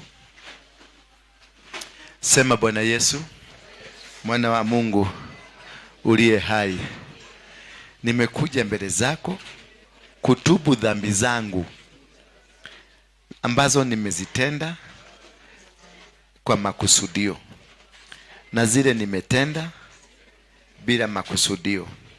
Dhambi za wazazi wangu, dhambi za watoto wangu, na dhambi za maeneo ambayo nimetoka. Ninakuomba Baba, unisamehe, unitakaze katika jina la Yesu Kristo. Semeni amen. Baba, katika jina la Yesu Kristo, watoto hawa ni wako. Angalia wameinua mikono yao juu. Ukasema kuja tusemezane, hata kama dhambi zako ni nyekundu kama damu, uko na uwezo wa kuzibadilisha zikakuwa nyeupe na akakuwe msafi tena. Wasafishe watoto hawa tena wakuwe wasafi. Waunganishe na unganiko lako. The strong man in them akaweze kuporomoka. Nguvu za giza katika maisha yao, za wachawi, waganga na Illuminati, zikaporomoke katika jina la Yesu Kristo. Ninabomoa kuta zote za kishetani. Ninabomoa kuta za Jericho katika maisha yao. Ninabomoa nguzo ambazo ziliinuliwa kusuia wasifaulu katika maisha yao. Angalia, waliambiwa wasiwahi kumiliki ploti, wasiwahi kuwa na pesa, wasiwahi kuwa na chochote katika dunia hii. Lakini in the name of Jesus, naachilia utajiri juu yao. Naachilia land. Naachilia baraka, kukubalika hapa Kenya na katika nchi yoyote watakaenda wakubalike. In Jesus name we pray. So bring your sacrifice. Nyinyi mko hapa, wekelea sacrifice yako hapa. Na nyinyi mulete sacrifice. Nimebomoa the strong man in your life. Bwana Yesu asifiwe sana. Nimebomoa nini? The strong man in your life. Wekelea hapa, wengine wakikiodo waweke kwa kiodo, wekelea tu hapa, wekelea hapa. Wekelea tu kwa madhabahu, wekelea kwa madhabahu. Ndio kwa maana waliambiwa wakuje wakunywe wine katika nyumba ya Mungu. Bwana Yesu asifiwe sana. Yes.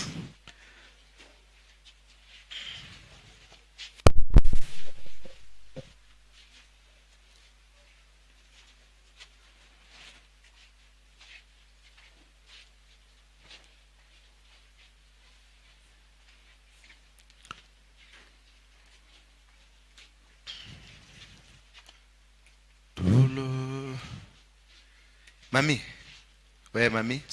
How are you? Yes. You're the one from MPESA. How are you? Everything is all right? So far, so good. You've never come for a cup of tea. We are planning for that. May you receive the special anointing from heaven. May God break every power of darkness over you. The strong man that has spoken against your business, against your work, against your destiny, I destroy you in Jesus' name. Let it in. Let it. Sema Bwana Yesu, I'm ready to serve you in the kingdom. Yes. Mwache aende chini, mwache. Unamshikilia wa nini? Mwache tu apumuzike. Hizo ni nguvu strong man. Tunaziondoa. Mulete tena hapa. Wachawi na waganga in your family. The strong man. You come from a source where witchcraft is food. Where if you are not a witch, you are not born. May the witchcraft in your life be destroyed in Jesus' name. Mushikirie tu. Yes. Oh, mukulinoka. Mothe ne woto diomera. Weta wate. Eh? Abisagi. Abisagi no. Eh? Abisagi wajira. Ndukireke roho wa Ngai aharũrũke igũrũ rĩaku kuma ũmũthĩ. Nĩ ũthiomaga nĩkĩ ndugari na erikae huyu asemagiri naye na rikae. We mwari wa Njirũ, rehe guoko gwaku karaha, rũgama hau. In the name of Jesus, they stole your soul, sold it to the Freemasons. Nidagukura, ndagushokeria hinya waku, ndagushokeria uhoti waku, ndagushokeria uhoti waku. In the name of Jesus. Walichukua akili yake, walichukua. Wana uwezo wa kuchukua akili yako, inatumiwa saa ile inatumika kwingine. Wewe unakufa, unachita ukilala kutoka asubuhi. Huyu mtoto analalaka kutoka asubuhi, lakini wakimrudishia anakuwa very active, very vibrant, kwa sababu walimchukua, waliuza soul yake. Bwana Yesu asifiwe. Waliuza soul kuko. Jonadab aliuza soul yake. Mami, sema Bwana Yesu, kutoka leo nitumie in Jesus name. Yes. Mami kuja. Unahitaji? Bridget, umeokoka? Mbona niliitana pale ukuenda? Enda pale. Na utubu, piga magoti hapo chini. Wewe umeokoka? Mbona nimekuita umekataa kukuja? Enda huko huo. Tupige magoti hapo. Oh, mami, how are you? Niambie. What did you come to do here?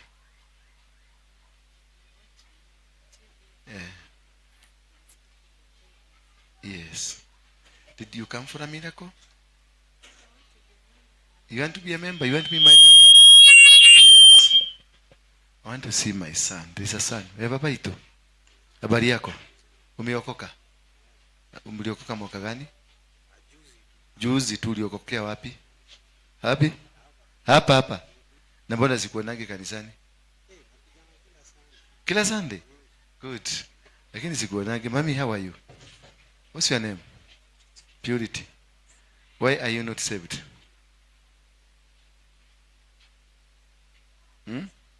Mbona hujaokoka?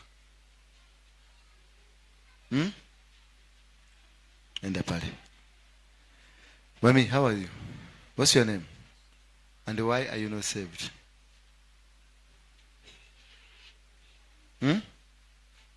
Enda pale. Mnafikiria sijuagi hii maneno? My brother, how are you? Hi. Hi. How are you? Tena wamekuingililia.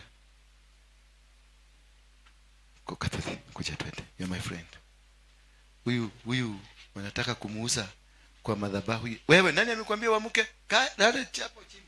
Wale nimeita, kneel down. Kneel down there. Pada hapa, toa viatu yako pade hapa. Simama hapa.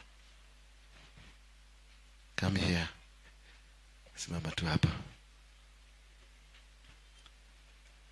Yes. Kaa hapa. What's your name? Yeah? Why are you not saved?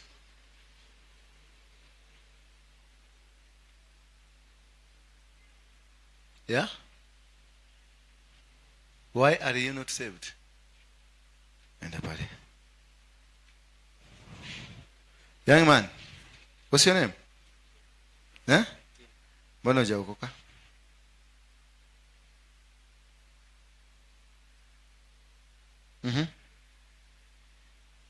Na wewe mbona hujaokoka? Na wewe mbona hujaokoka? Twende huko mbele. Tudhi hali mbele. Wewe ndirarĩria na macuĩrĩ maku. Wewe nĩ wahonokire?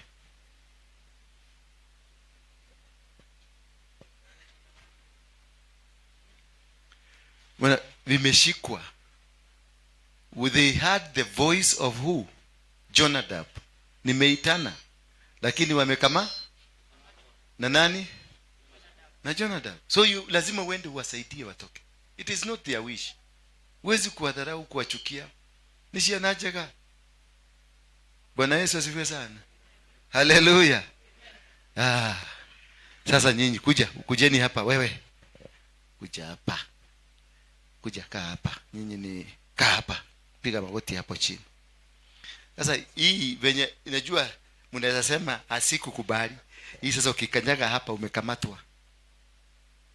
Na nitaachilia ukuta kwenu. Hakuna siku shetani atawatumia tena. Bwana Yesu asifiwe sana.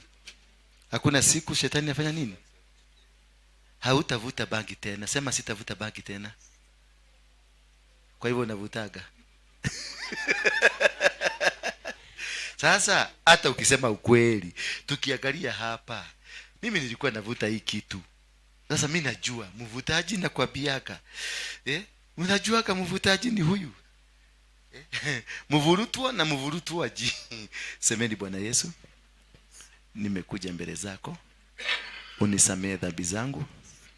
Unitakase. Nikuwe mtumishi wako wa nyumba yako. I want to serve you. As young as I am, I want to be your daughter. I want to be your son. Forgive my sins. I will never repeat it again. Say my amen. Father, in the mighty name of Jesus Christ, I honor and thank you, Father, because of these children. Wanakutegemea na wamekuita. They are here because they need you. Wangekuwa kwenye ulevi, wangekuvuta madawa, but they decided to come into your house, the upper room where you are. Forgive their sins, cleanse them with the blood of Jesus Christ. Na waekea ukuta wa moto mtakatifu. Mapepo ya Jonadab yasiwafuate. Nguzo na nguvu za kishetani ziziwapate. In Jesus name we pray. Amen. Ninawatenganisha na laana na misingi ya kifamilia katika jina la Yesu Kristo. Semeni amen. Simameni sana. Wapigieni makofi. Na ninataka uko na simu. Nataka namba yako. Uko na simu? Watu walileko. Simu inakuonanga kwa mitandao. Unaombaga neighbor. Wewe uko na simu? Uko na simu? Nani alikutuma huko? Na passport umeleta ya nini? Sasa nakuombeaje na Mungu, na yule Mungu tunaomba haumutaki? Umeona? Anataka huyo Mungu amsaidie lakini yeye aendelee kukaa kwa shetani. Si unaona shida yetu vinyo tuko nayo? That's the greatest problem. My brother, how are you? What is the problem? How are you? What's your name? Yeah? You are good. I asked you your name, you said you are good. Oh, my name? My name is Nathan. Nathan from Kakamega. You came all the way from Kakamega? No. You live in Karen? Okay, with who? Robert Kioko. Do you ever go to church? This is your first church. Na akakupatia. Si umpige makofi. Uliokoka. Lakini bado hujaokoka.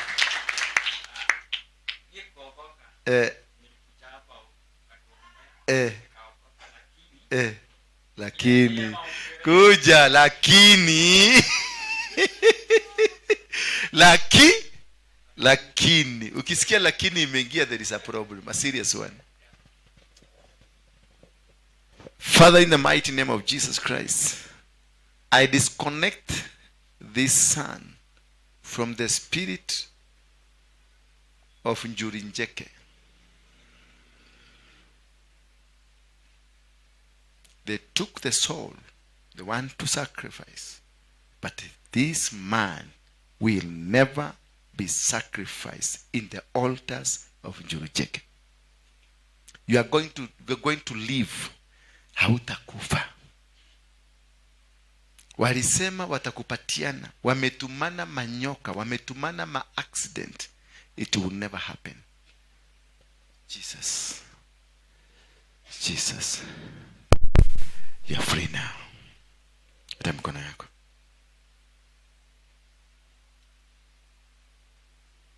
Leta mkono yako ingine. What's your name?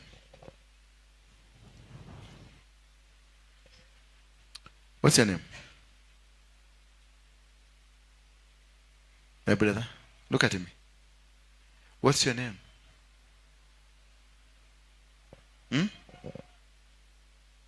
My brother. Hello. What's your name? Yeah? Uogei? Mama yake ako wapi?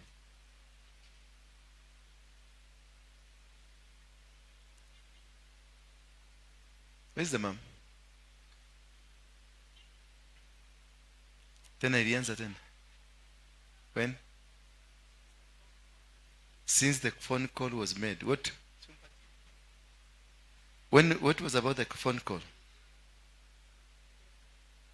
Walipiga simu wakitaka kumuuliza penye yako. Anasema lazima mtoto akunywe damu. Bwana Yesu asifiwe sana. Damu yako nimeiweka dawa na damu ya Yesu Kristo. Hamutaiona. Kule mlifikiria mtaua huyu mtoto. This guy anasomea UK, ni London.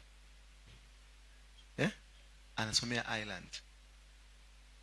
Lakini the day they wanted to sacrifice him, mama yake alikuja tukaomba. Kumbe walikuwa nataka agogwe na gari. Kijana akachomoka kwa barabara, anakimbia katikati ya barabara. Serikali ikamsaidia, ikamshika, ikampeleka hospitalini. Sasa wanapiga simu kuuliza mtoto wako wapi, kwa sababu kule kwa madhabahu anafaa kukaragwa. So this is why this ministry, we have it. Because of these people. So nikikwambia kitu, just fanya. Huyu alikuwa chakula ya December, was meant for December sacrifice. But God has refused. Sema God has refused. Nyosheni mikono yenu tumuombe.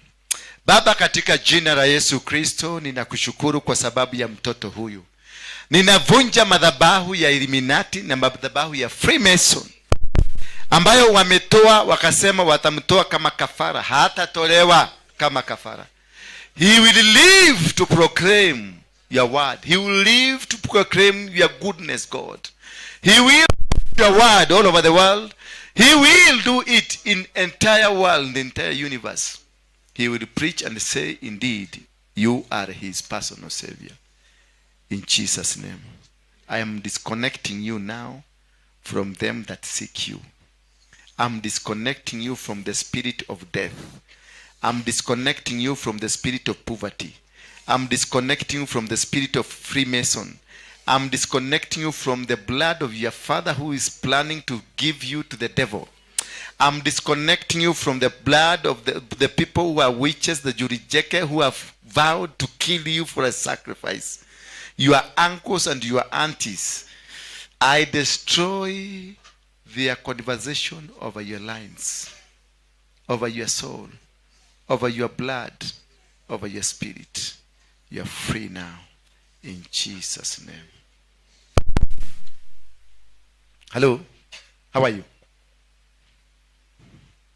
How are you? How are you?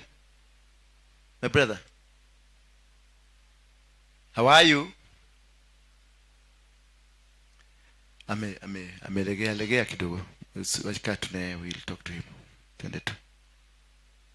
Alikuwa amempeleka mpaka chini ya bahari. That is how so many hawa watoto wamepatianwa. Yule mwingine mliona nikigombanisha, alienda. Huyo niona nikigombanisha. Alitoa damu yake. Mlikuwa hapa kituambia wanaipeleka huko. Sasa unakuwa in the covenant. Na watoto wengi our children, ndio unaona kijana yangu si amefika leo, ametoka Amerika, lazima nimulete hapa kwa sababu sijui kule ametoka, sijui what could have happened, sijui. Kila siku shika mtoto wako muombee, kwa sababu they don't need ajue, anafaa tu kushikanishwa, afanyiwe covenant. Sasa atakuwa akitumika na akiitishwa damu yake. Kuna kale kingine mliona kalikuwa kana trend kwa Facebook na YouTube. Nilikauliza nikakabia, kwa sababu kalinipigia simu wakati nilikuwa naongea ile maneno ya Freemason. Kakaniuliza ninaweza kujoin aje? Nikakauliza unataka kujoin kwa nini? Kaniambia nataka kuwa tajiri, nataka kuwa na pesa. Nikamwambia sasa, na huko ukiingia lazima upatiane mtu. Akaniambia niko tayari kupatiana. Nikamuuliza napatiana nani? Akaniambia nitapatiana sister yangu ama brother yangu. Nikamwambia sasa, nikamuuliza unataka pesa kama gapi? Unataka kuwa tajiri namna gani? Akaniambia nataka kuwa na magari makubwa, manyumba. Nikamwambia hiyo sasa either ni mama ama na baba. Nilikuwa nataka kuona the seriousness, because I thought in the first day ilikuwa joke. Akaniambia sasa, nikamwambia ni either mama ama ni baba. Lakini nikamwambia, akaniuliza sasa wewe unaona ni kama nani? Nikamwambia ni mama. Nikamuuliza unapenda nani sana? Akaniambia ni mama. Akaniambia kai, utile kitu keke mtu akeneana. Nikamuuliza kama nini? Ni aneta brother si yakwa igere na my sister makora matatu wasimamie baba, wasimamie mama. Nikamwambia hapana, iwezekani. Akaniambia sasa, nikamwambia choose between mama na baba, choose saidi kupeleke. Kakaniambia aje? Kafa mzee. Fadhali mzee aende.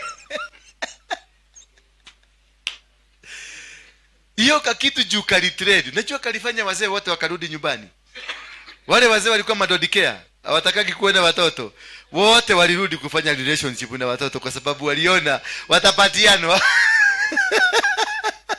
Hata huyo msichana alikuja hapa na wazazi, tukaongea, hakuwa yeye.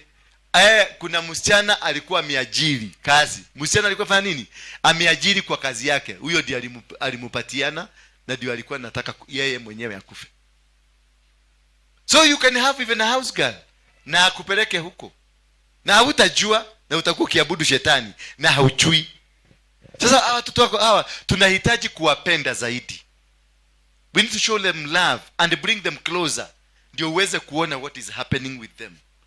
But tukiwa tupa kwa sababu ni tumang'aa, tunashidaka kwa WhatsApp na TikTok. Ukiongea nako kana kuangalia hivi kama kabuju. The spirit of rebellion is in them. So they rebel to the society, they rebel to everything, they don't want anything. Bwana Yesu asifiwe sana. That is why you see they are here. Ako anataka Mungu wangu ambaye ninamwabudu amsaidie, lakini hamutaki. Umeona? Hataki huyo Mungu, lakini anataka huyo Mungu afanye nini? Si unaona? It is the spirit of rebellion. Na wamerushiwa na si kupenda kwao, na hawajui wako nayo, wanafikiria it is normal. Bwana Yesu asifiwe sana. Sasa ukikuja hapa, ulikuwa unataka nikuombee hii passport ifanye kazi. Niombe nani? Ulikuwa unataka niombe nani? Mungu. Na nimeitana wale watu wanataka kuja kwa Mungu, ukataka kukuja. Ulikuwa unafikiriaje? Uko na passport, unataka huyu Mungu akusaidie na umutaki. What was running in your mind? Ulikuwa naogopa, si unaona? It is kuogopa, it is the spirit of who? The spirit of rebellion.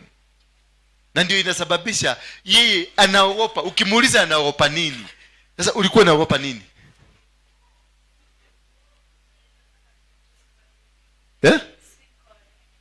Unafikiri hauko ready.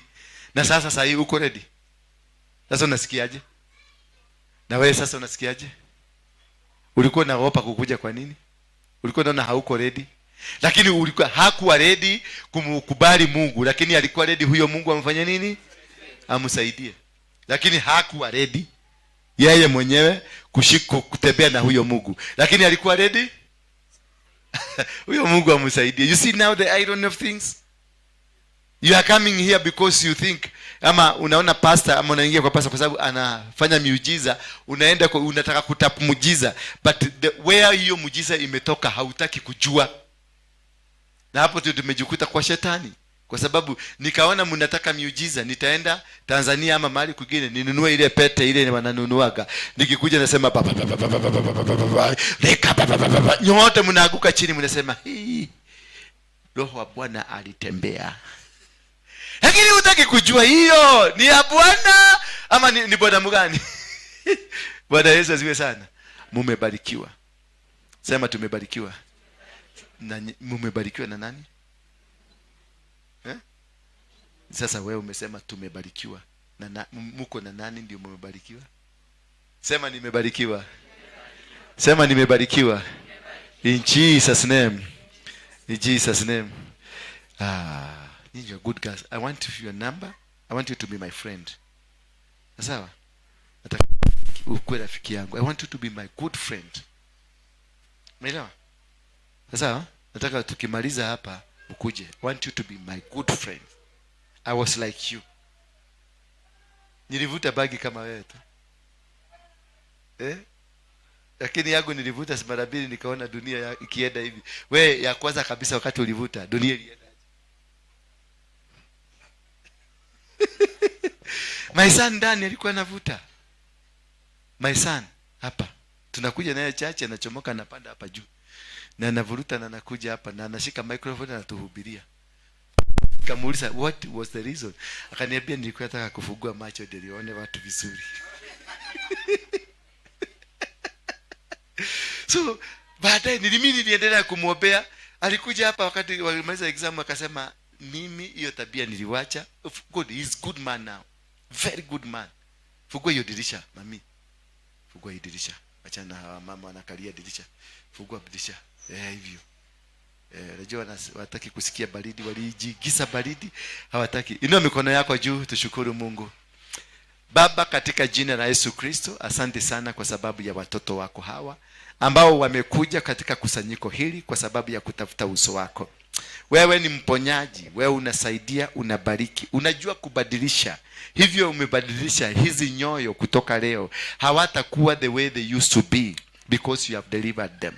God, I know you are going even to make them prosper. You are going to make them succeed. You are going to make them go far. Make a lot of interest. Watabarikiwa na hata udongo wa dunia hii utawakubali. In Jesus name. Mahali popote atakanyagisha miguu yao wapate kubarikiwa. In the name of Jesus. Sema amen. May God of heaven bless you. I can see there's a spirit. Yeah.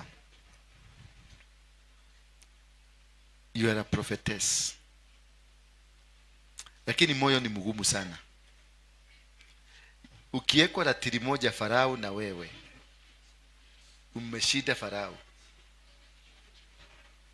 pokea neema ya Mungu. Pokea neema ya Mungu. Pokea neema ya Mungu. Pokea neema ya Mungu. Pokea neema ya Mungu. Pokea neema ya Mungu. Pokea kibali cha Mungu.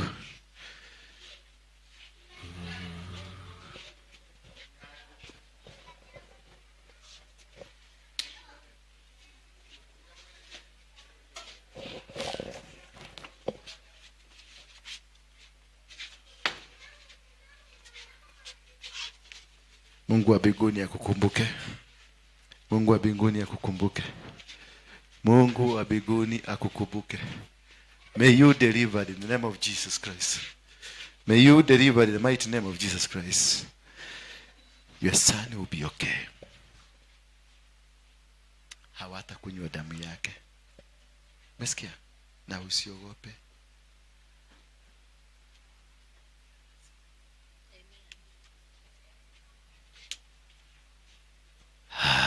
My brother, kuja tutembee huko tukifanyia watu deliverance. Kuja tuende. Tembea. Mundu wa Kenya kaya kuonekanire.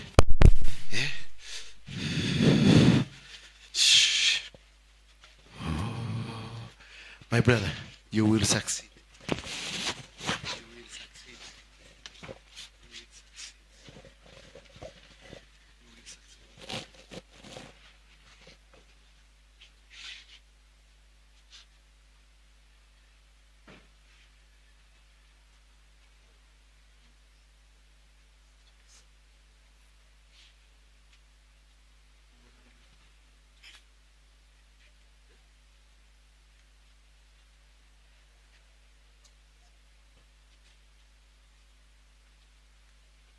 Mami, habari yako?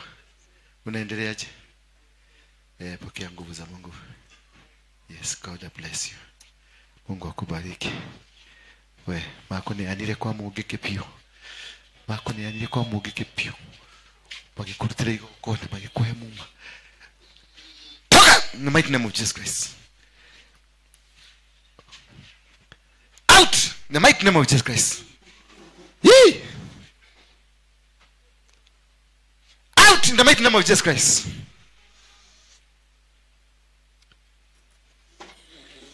Out in the mighty name of Jesus Christ. Toka. Mungiki. Toka. Wewe mnabaki huko. Mimi ndio niliwaambia mkae huko. Sasa mimi nilitoka. Unafanya nini huko? Na mkubwa yako alitoka. Muka. Shosho.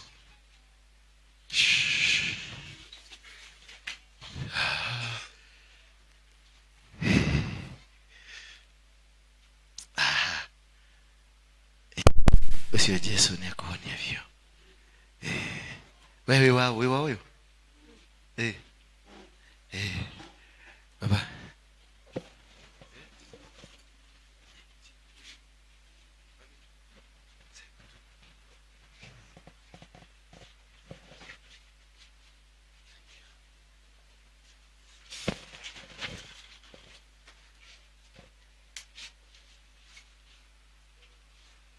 Anaanguka na sahihi.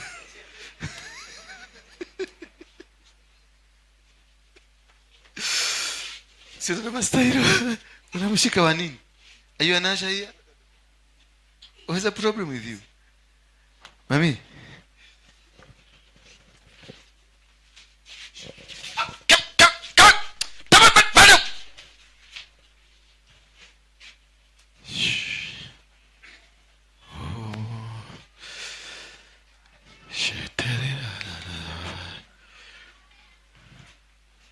Kuja kijana.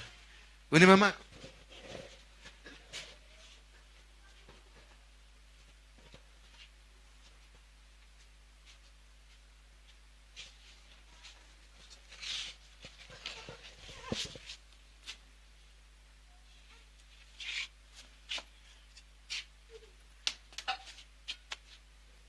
The mighty name of Jesus Christ. every stronghold in your life out, the mighty name of Jesus Christ. Every Jonadab that speaks in your life out.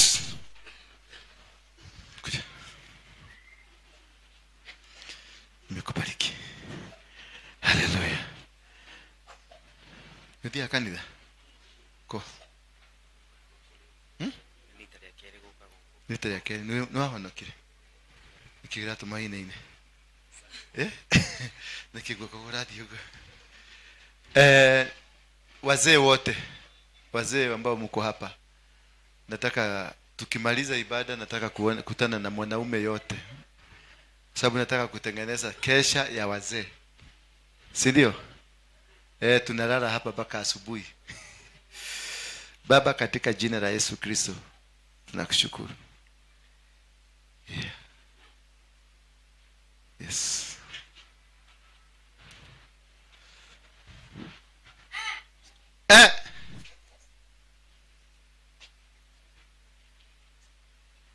Iko wapi? Lete, kibia ulete. We, chukua mlete hiyo kitu. Yes.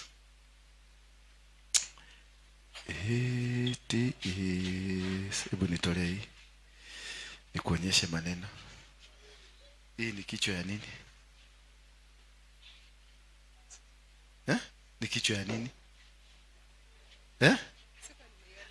Jibu swali. Ni kichwa ya nini? Inakaa kobura.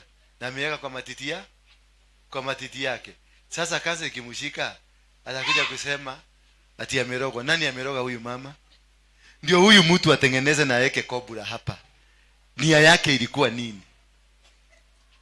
Wewe umenunua ni ring, ni kamaridadi, lakini umenunua a spirit. Umeona? Sasa huyu atakaa hapa na atatufuga. Na atafuga kanisa mzima. Na nyinyi mtatafuta mcha? Kwa sababu huyu ni pastor. Na anakaa kiti ya mbele. Mtatafuta mchawi huko. Lakini mchawi ni nani? Kwa sababu amebeba kasiraha. Kalitengenezwa, mwenye kutengeneza alikuwa na kusudi. Ndio hii vitu mnanunua, mnaweka kwa masikio, mnaweka hapa, mnaweka wapi, mnaweka huko. Tukusa kwanza, angalia sign ni ya nini. Uone hii ni nyoka. Why the snake? Ndio atengeneze iwe snake. Why? Reason ilikuwa nini? This is a recruitment. Ukiona nimevaa t-shirt ya Tusker hapa, ninauza nini? Na huyu mwenye amevuka hii anauza nini? So you are a Christian who is an agent. Hadi nasema unaweza kulaani hawa watoto uwapige bure, but they don't know. And that's what we need to be told. You need to learn. Ndio ujue this is, ukienda kununua, check it first. Angalia. Kwa sababu huyu ametumwa sasa. Wameweka roho hapa. Yeye ni Mkristo, ameokoka. Hiyo roho sasa yeye ndiye amebeba. Na anakuja nakaa wapi? Unaona stima zinapotea? Unaona nini imepotea? Kwa sababu agent wao, huyo kijana na yeye na mwingine yako mahali pengine, na coordination sasa zinagongana to make sure there is nothing that is going here on. And that's why we need to have a prayer team.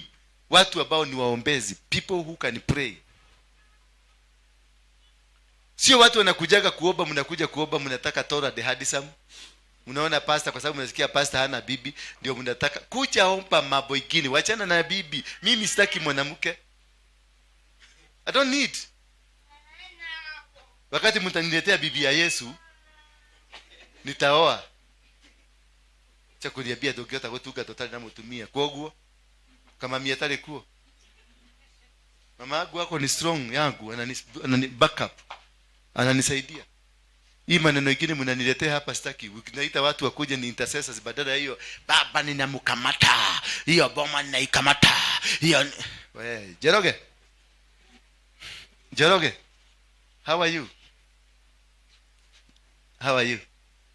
Yes, you are good. I love you. Enda ukae na huko ndani. Subua mtoto wangu bure. Mami, habari yako? Hego kwa wako. Amokea kila dimo kia kai. Heki. Wacha nikutenganishe na hawa watu. Sasa ukiobewa hauwezi kuobeleka. Alafu kuna sijui kama unaweza kuwa na hiyo guo. Sio hiyo guo. Kitambaa ni mzuri. Kitambaa mzuri, unaenda unapimisha guo. Lakini angalia tule tupicha tumechorwa hapo. Wachana na wewe. Utigio guo. Karahau. Kaa hapo. Anashughulikiwa, anafanywa operation. Sasa hiyo, sikiliza historia yangu. Kaguo ni kasuri kama sasa tunaweza kuchukua ya nani? Yaani iko na maua kama ya huyu mkuja, lakini sio hii. Sasa hiyo guo yote imechorwa tumutu tugapi? Tuwili. Ni kamama na kababa. Wamefanya nini? Wameshikana hivi. Bwana Yesu asiwe sana. Sasa wewe ni mama Girodi umevaa hiyo. Ni kamama na ni kababa. Kanafanya usharati. Unakuja kufanya hapa kanisa. Sasa mama ukitokoswa unakuta hapo, unakuta mama kama huyu ni mzima kabisa, mama anaheshimika. Anatokosa huyu, anamwambia nataka ukue my friend. Na ni mama kwa mama. Na ukiangalia huyu na akikuzungumzia kwa sababu ile roho iko kwa guo, huyu mama anakubali. Utajikuta huko ukifanya hiyo maneno. Mama kwa mama. Na ni nini? Ni guo. Guo peke yake. It has the power. Ndio unavaa t-shirt ya ODM. Unazunguka huko kiiba ODM na inakupatia roho ya kurusha mawe na unarusha mawe. Bwana Yesu asifiwe sana. Amuka sasa. Umefunguliwa. Mpaka unamjua? Kuja muinue. Kuja. Mmoja tunaenda stories yako. Alikuwa kaihenya udengereire. Wako wako. Sema Bwana Yesu. Funga macho yako. Funga macho yako. Sema Bwana Yesu, naomba unitumie kwa nguvu za kiajabu. Sema amen. Yes. Bomoa wote. Akiguza moto, bomoa yote. Jana dabukwenda. Shake.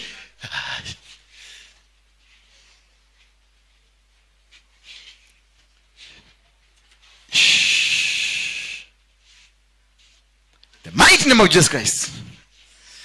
In the mighty name of Jesus Christ. Unaona? Ni roho ya unabii. Umeona vile nakamata? Hii ni ile roho ya unabii. Ile ya ndio hiyo sasa imeshuka. Ndio hiyo imeshuka. Simsaidie mtu wewe, mkae hapa. Kaa hapa. Roho ikishuka haijuagi direction. Haka gako liko arakata. The mighty name of Jesus Christ. Anza kutumiwa. Mungu akutumie kwa njia za kiajabu. Mungu akutumie. Roho wa Bwana ashuke juu yako. Roho wa Bwana ashuke juu yenu wawili. In the mighty name of Jesus Christ. Receive the power now. In the name of Jesus. In the name.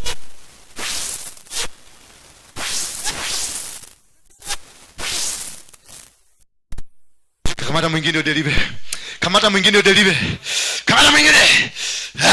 Search. Yes, nona search vile nafanya. Inakamata hivyo.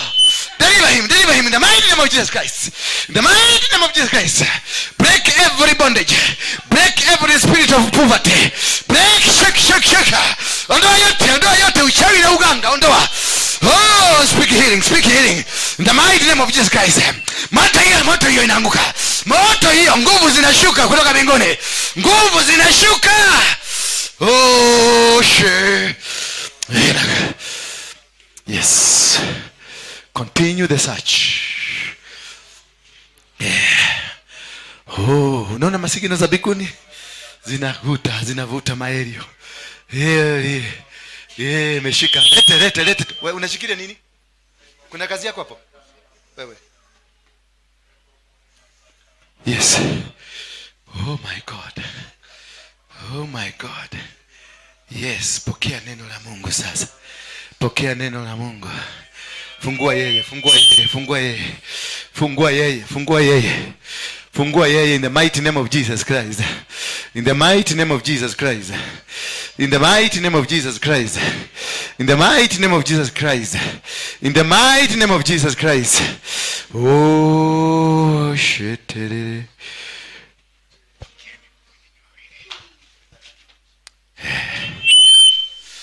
Leta mkono yako mami. Unaitwa nani? Faith. Do you have faith? Do you have faith?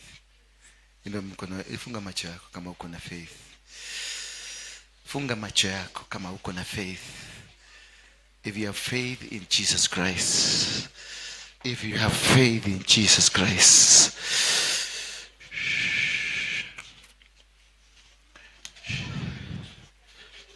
Out. In the mighty name of Jesus Christ. Every bondage, the spirit of poverty, the spirit of rejection, the mighty name of Jesus Christ, out. Is free. Amekuja. Na mikono yako juu. Sema in the name of Jesus. Funga macho yako. Funga macho yako. Sema in the name of Jesus. I receive the anointing from today. I'll never be the same again. Use me, Father. In Jesus' name. In Jesus' name.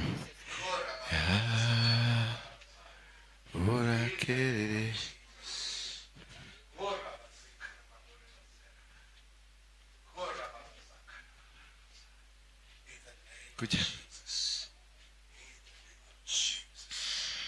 Nikiole daga yako.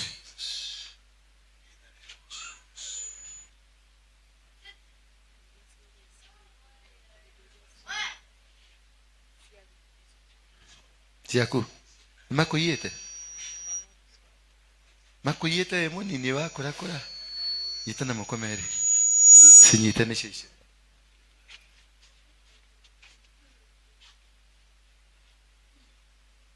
Shoka. Kuja hapa.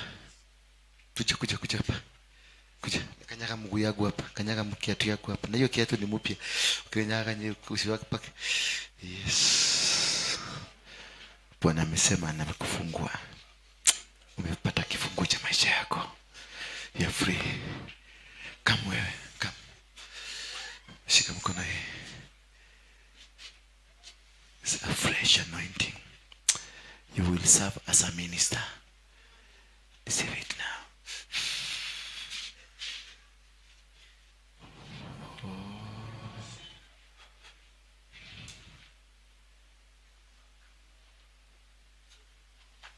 Sifunike ule. Unang'ang'ana na sifunike ule.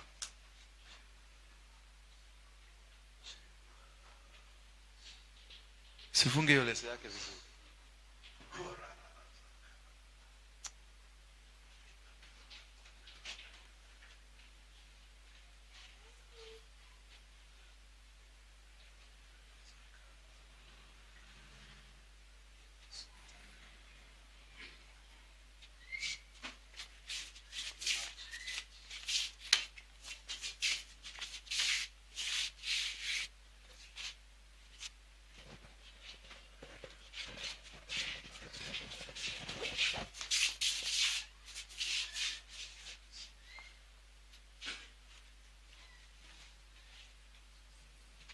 Saudi Arabia.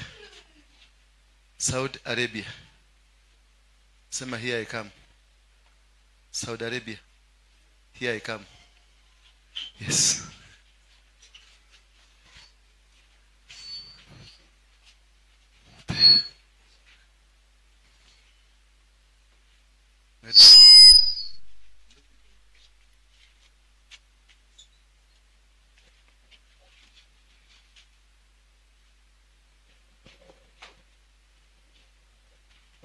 What's your name?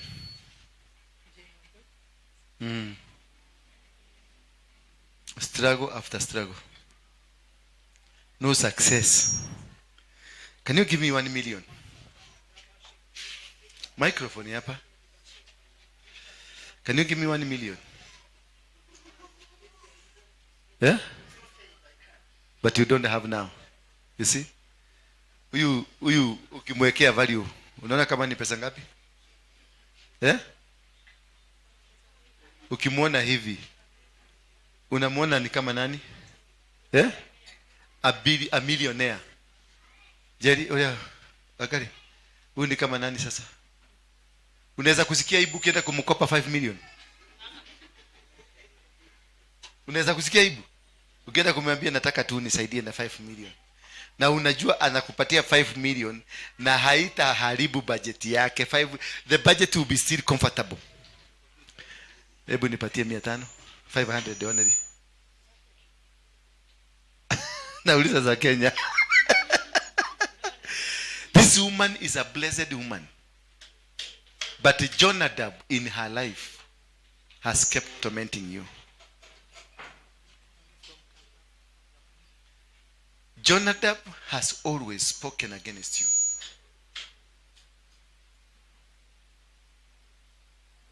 He is setting you free now. You are being set free.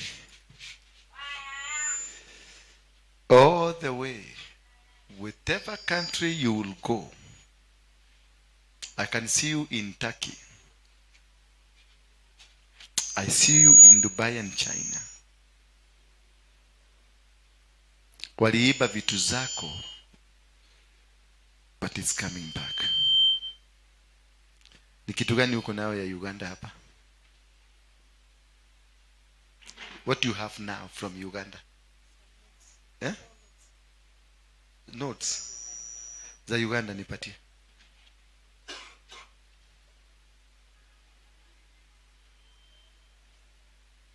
Unajua pesa ya Uganda shilingi milioni 1 ni shilingi 50. Ni kweli?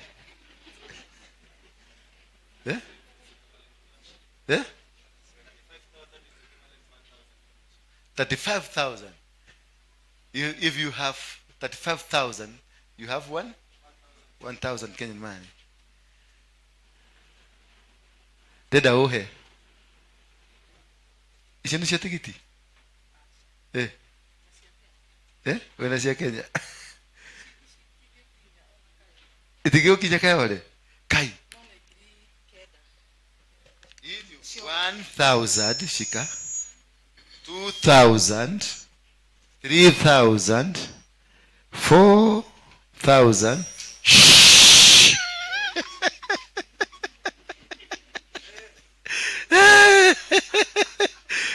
Leta hiyo pesa, leta hiyo pesa.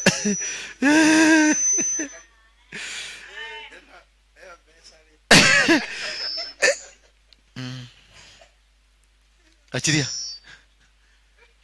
Kuja mami. Kuja. 1,000, 2,000, 3,000, 4,000. Dio. Leta hiyo pesa. Ni utoka dira gairado na gaia watu mautajiri. International money.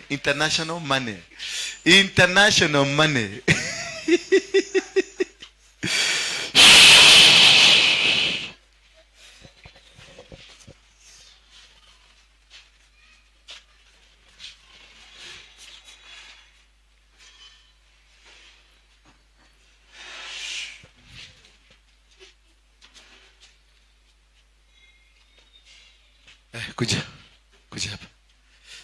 Patia pesa. Shika. 1,000, 2,000, 3,000.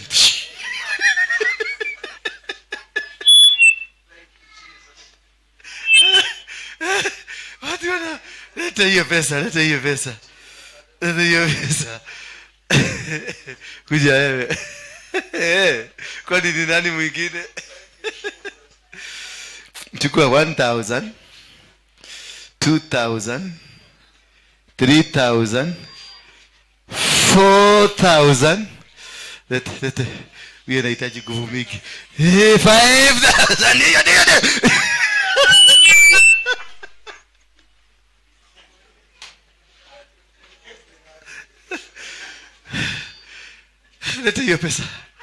Leta hiyo pesa.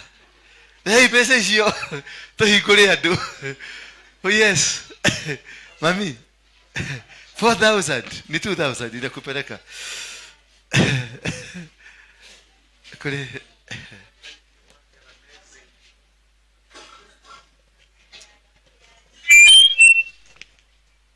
kuja 1,000 2,000 3,000 4,000 9,000.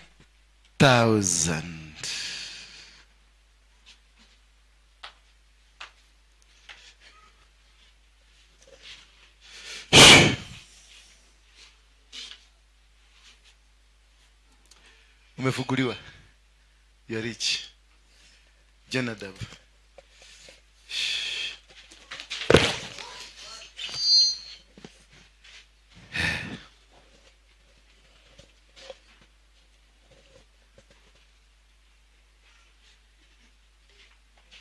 Niletee huyo mama kwa hapo.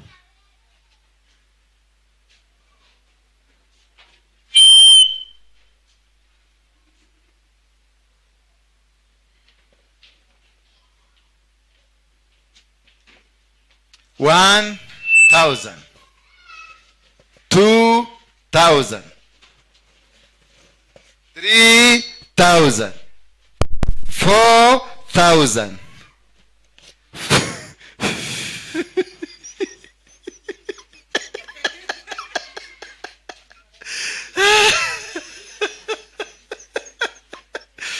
Nimerudisha. Sasa shika 5,000 5,000 kuja.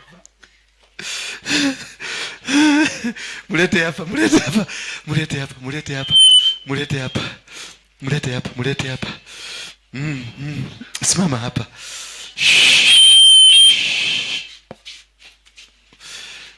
Wacha kumvuruta, wacha kumvuruta. Tigana nake.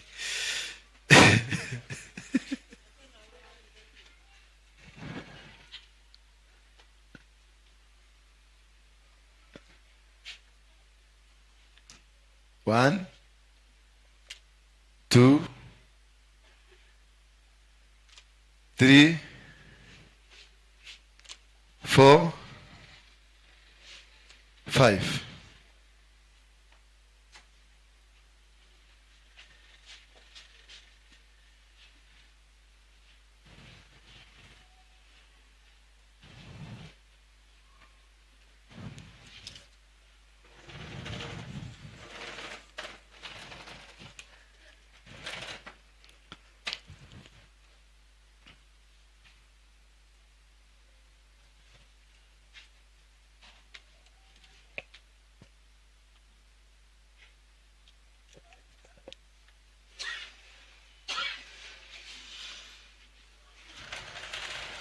Inaitangwa international deliverance.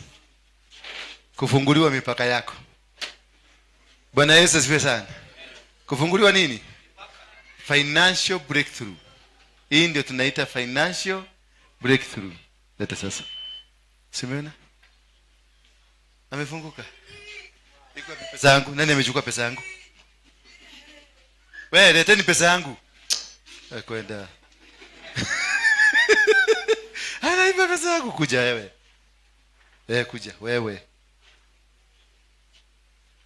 Wewe leta.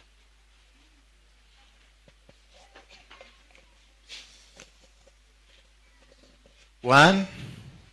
Tuseme. 1, 2, 3, 4.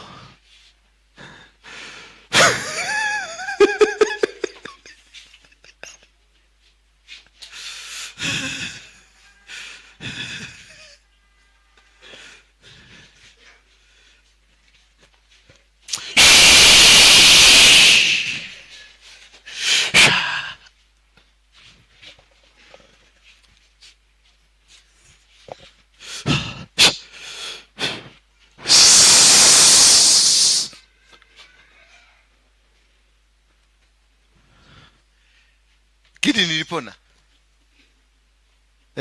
Figo zilipona. Huyu mama alikuwa anafanywa operation ya figo. Waweke figo ingine. Tukaenda kwa store ya Mungu, tukatoa figo, tukaleta, tukaweka mama hapa na hapa. Tumuguu tulikuwa tumefura, tumekaa kama kama mkebe ya buru badili ya zamani.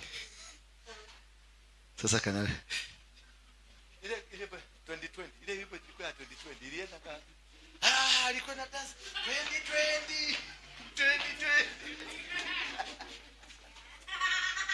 2020. Sasa mambo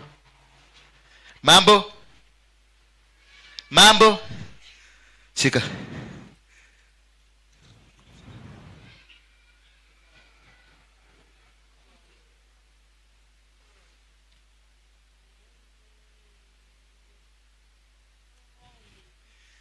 Kuna mtu hapa nimeambiwa ndi huyu.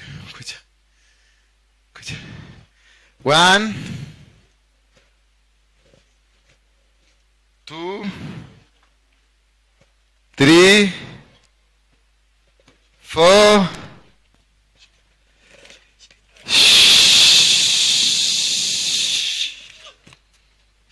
Ata pesa yako. Bring my money back.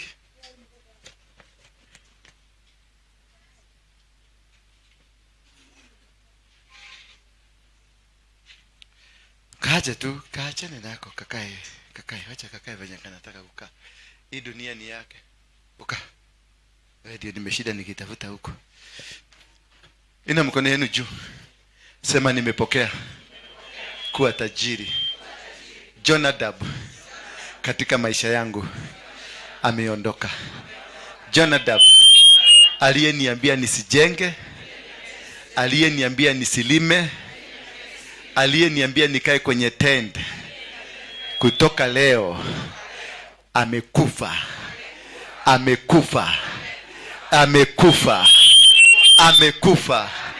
In Jesus name.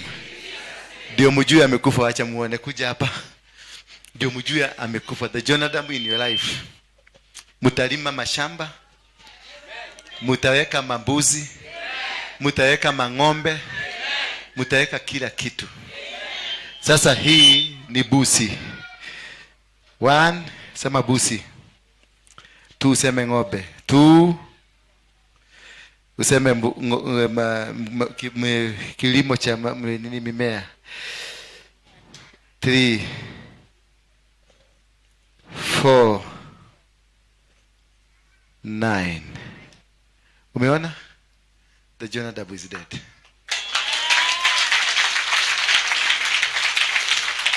Hallelujah. Bwana Yesu asifiwe sana.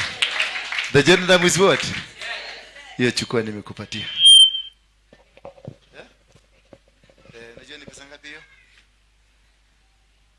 Hiyo ni hebu hesabu zote. Yes. Ni pesa ngapi nimekupatia?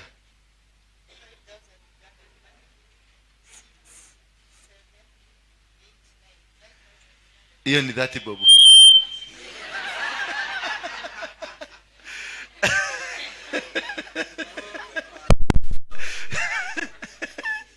Hiyo ni 30 bob, si ndio? Na yuko kinyeka yale hizi. Inaweza kupeleka kayole? Hapana, makanga itakwambia shuke. Lakini ako na 9. That is how you are. You look in your face millionaires, but you are empty. This woman ukimkopa 5 milioni utasikia aibu ukimkopa. Abukilia, lakini amebeba 30 bob. Bwana Yesu asifiwe sana. May God bless you. Mumefunguliwa. Kama unajua umefunguliwa, tembea kidogo. Kama umejua umefunguliwa, tembea kidogo. Tembea tu kidogo, tembea kidogo, tembea kidogo, tembea kidogo. Tembeeni, tokeni kwa madhabahu sasa. Tembeeni, waini mumekunywa. Mmefunguliwa, tembea ukisalimia. Salimia watu kama 10, mwatie high five. Mwambie high five. High five, high five. Nimesema high five. Musalimie sasa. You are free from prison. You are free from prison. Mumetoka prison. Prison mumetoka. Sema nimetoka prison. nimetoka prison kuja hapa. Nimetoka prison. Hata wewe kutoka leo you are out of prison in Jesus name. Umetoka prison. The prison of the Freemason. They will never see you again. I have returned. Hii akili yako wanaibanga, the disconnect walikuwekea ndio wanaitumia kwa ule kwa Freemason. Beatrice, shokerio akili ciako na weri kuria makuhuthagira kwa ngoma ri kuma muthe shoka Jesus name.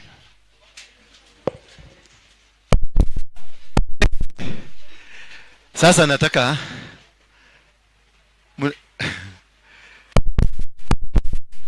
si mumechoka, twende home. Nani ataninunulia kikombe ya chai? Mtu akuninunulia kikombe ya chai akuje hapa. Leta tu kwa mkono yangu. Kikombe tu ya chai. Kwa simu yangu, si unajua simu yangu, ukituma kwa ule Alice wanachukua. Kikombe ya chai tu. I need just a cup of tea. Just a cup of tea. Quickly. Hii neema kabla iishe. A cup of tea. A cup of tea. A cup of tea. A cup of tea. A cup of tea. Wa umodhere. Hata si tea sasa ni kanyama. A cup of tea. A cup of tea. A cup of tea. Harakisha cup of tea. Cup of tea harakisha. Nipatie hiyo wewe unataka kuchukua pesa yangu wapi? Uko na kuetelea polisi. A cup of tea. A cup of tea. A cup of tea. Just a cup of tea. Just a cup of tea. Kwa namba yangu. Usitume kwa namba ya kanisa. Hii ni yangu. Hii ni mimi naenda kukula. Ukituma kwa watu wa kanisa 0722. Yes. Ukituma kwa watu wa kanisa hawanipatiagi. Sindafadhali niongee ukweli. A cup of tea. Just a cup of tea. Nani? Mugani? Nani? Oka. Sasa ndio nakuja. My daughter. Kuja tu.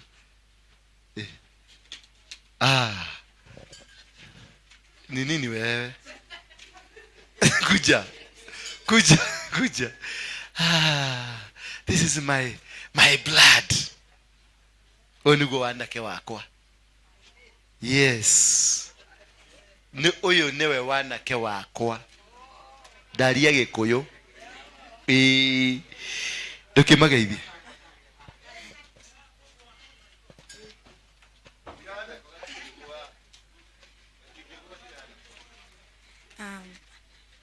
Bwana Yesu asifiwe. Asifiwe tena.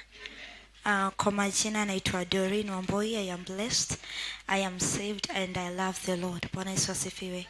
Na nimefurahi kuwapata nyote mko hapa, not in a bad place but in the right place. May the Lord bless you and do you good. I don't have much.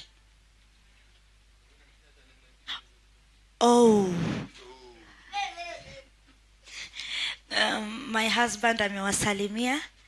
Yes.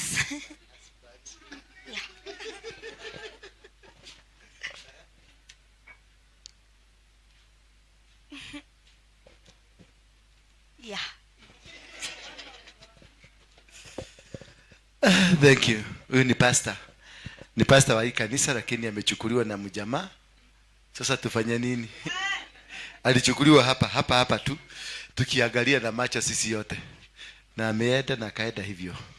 Lakini tunamnenea baraka katika maisha yake. Nilikuwa nafikiria atakuja mapema, ni yeye nilikuwa nataka ahubiri. Waboi, si utuhubirie Sunday. Ukiomba ruhusa. Nijua sasa sina mamlaka. Si ndio? Kuja utuhubirie Sunday tu. Enda uambie mzee nimeomba ruhusa. It was good to grow your children. Make sure what you are doing, kuna watoto wako wanafanya hivyo. Bwana Yesu asifiwe sana. Kwa sababu they will be your next. Msikue kama Wakikuyu. Anaonaga mtoto ameingia kwa duka na mfukuza, anaona mwizi. We! Kemani! Nikioleka na udhaini. Nyina Kemani, tabiga yake una udhaini. Ati kwa sababu ameona mwizi. Badala aone mtoto abariki. Wahindi wamesucceed because unasikia kampuni ya Muhindi, it is over 300 years. Na niko kama sasa hii ya Merari, ni Merari. Mtoto wake wa 24 years ndio ana manage. Mzee ameenda kupumzika. Because it is inaachiwanwa. Lakini nyinyi nywele gumu na hamuna kitu na hamtaki kuona watoto wenu karibu. Make sure your son or your daughter is closer to you. What you are doing, make sure they know what you are doing. Make sure they do what you are doing. Grow them. Grow them. Ukikuja kuretire, watatake over. They will run your legacy. Kini kuna mzee mwingine akikufa ng'ombe zinakufa, akikufa buzi zinakufa. Yaani kamseka kienda kwa shimo, kanaendaga na kila kitu. Unakutana na watoto, mzee alikuwa anaeleza marejeo na mapajero makubwa makubwa. Unakutana na watoto hata baisikeli hawana. Sema hiyo roho ya Jonadabu ikwishe. Sema hiyo roho ya Jonadabu ikwishe. And now may the grace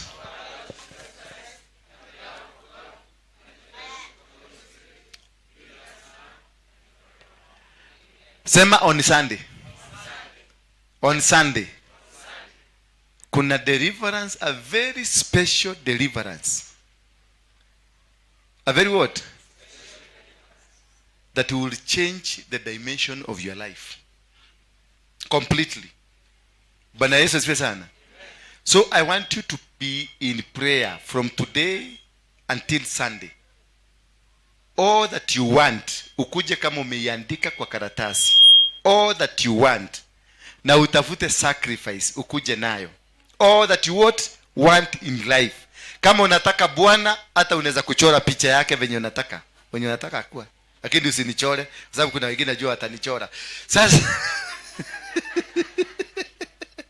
kama unataka gari, kama unataka whatever that you want, uweke kwa bahasha pamoja na sadaka yako.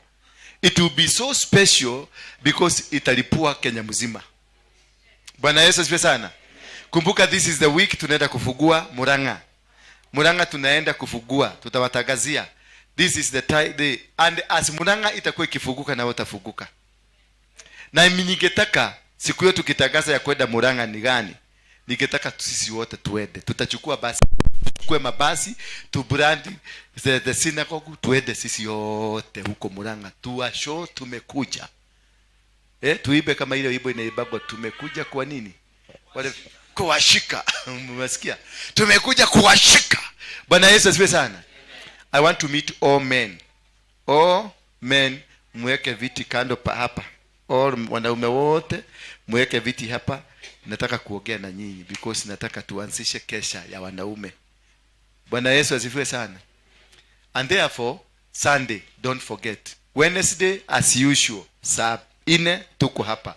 Na ukikuja Wednesday, wacha kukuja tu ukitaka tu kuniona. Prepare the ground. How do we prepare the ground? Ukikuja usikuje kukaa chini hapa. Nimeapabia kina Buju, wakiona mtu ana chat, wanatoa nje ama wanachukua simu. This is not a place to chat. Come kneel down. Tumeweka rangi mzuri. Kuna watu wa kuomba. Kuja omba ruhusa. Ukikuta ule mtu mwambie nataka kupanda kwa ile madhabahu, kuja rara hapa. Endelea kuomba. Don't wait for me. Prepare the ground. Nikikuja tu nikuwekelea mkono. Nikikuja tu nikuambia umebarikiwa. Bwana Yesu asifiwe sana. Bwana Yesu asifiwe. So on Wednesday na wale watu wa Thika, nataka niwatagasie sasa. Watu wa Thika nimebadilisha from Thursday. Tulisema gani? Friday. From Thursday nitakuwa nikienda Thika Fridays. Kwa hivyo mtagasie watu wa huko. Thursday nimechange kwa sababu nimepata show kwa TV moja, nitakuwa nikipatiwa 3 good hours on Thursdays ya kuhubiri. Bwana Yesu asifiwe sana. Saizi wananitafuta. Zamani walikuwa wananiambia you are not newsworthy. Sasa wananitafuta, ninaliga. Nasema, "Ngoja kidogo nitakupigia, acha nifikirie." Bwana Yesu asifiwe sana. Mungu akikuinua liga kidogo na liga na Mungu yako, na una make sure wanatambua Mungu yako. Yes, wherever you go make sure wanatambua nini? Mungu yako. Na uinue Mungu yako, wachana na wewe, wachana kasura yako barabara, inua Mungu yako, atakutengenezea sura. Bwana Yesu asifiwe sana. Neke mami.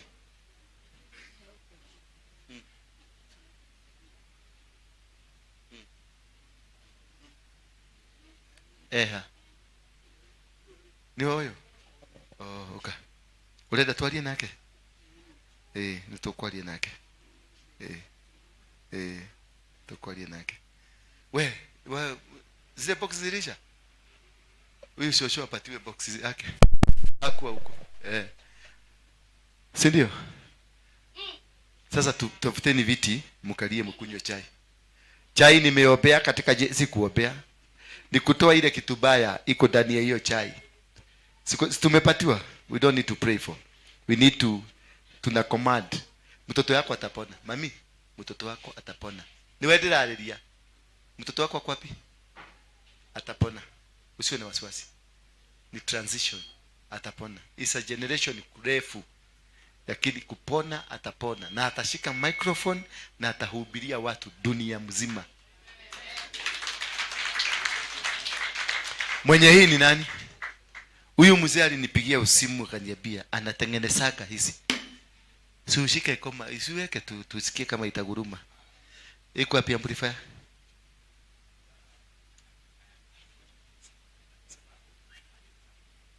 Sawa. Sasa hiyo umetoa kwa kanisa. Simeona. Oh, sasa unatakaje? Hii ni yangu. Unajua kutengeneza hizi? Wewe mwenyewe. May God bless you. Uko na mama hapa? Mke wako kwa wapi? Na kijana? Kujeni tu. Hii ni nini? Simu. Leta hiyo SIM card. Nilikuwa nimenunua SIM card. Leta SIM card. Hata hii kai. Mahuduma yako kwa gani?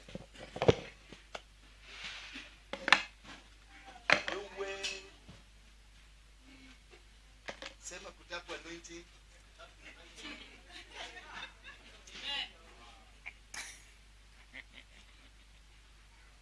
Usinisikilie wivu. Usinisikilie wivu.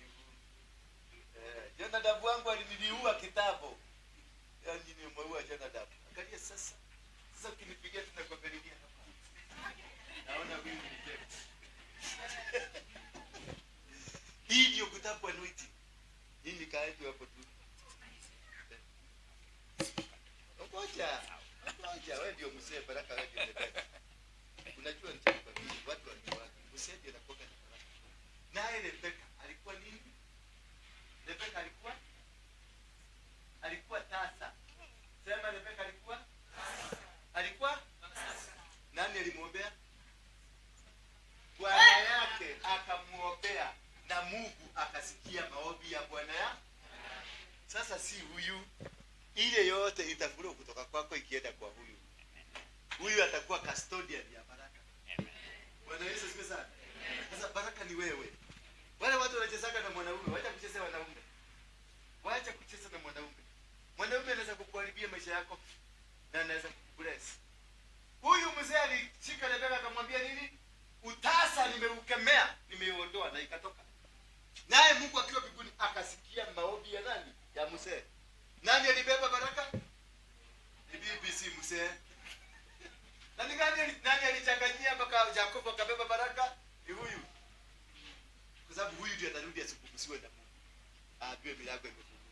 Ni gani? Kuna ile nimeandika namba. Hii kuna zingine. Nataka hizi namba mpatie watu. Yaani, nani Mungu ananituma? God will always make what God does, He commands you, He connects you. When you're in the right track, God will connect you to positions. Mimi jana nilienda Safaricom, nikanunua simu kadiri. Hii ni 011 29 35 035. Kwa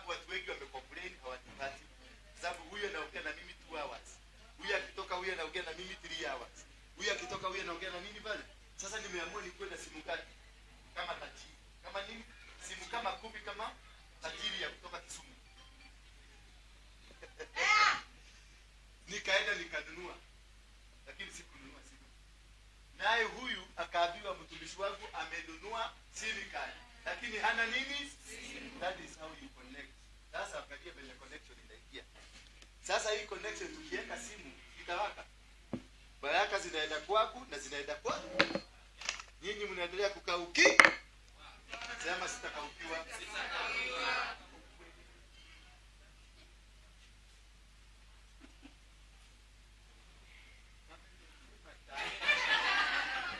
Sasa uje weka hii na uweke hii.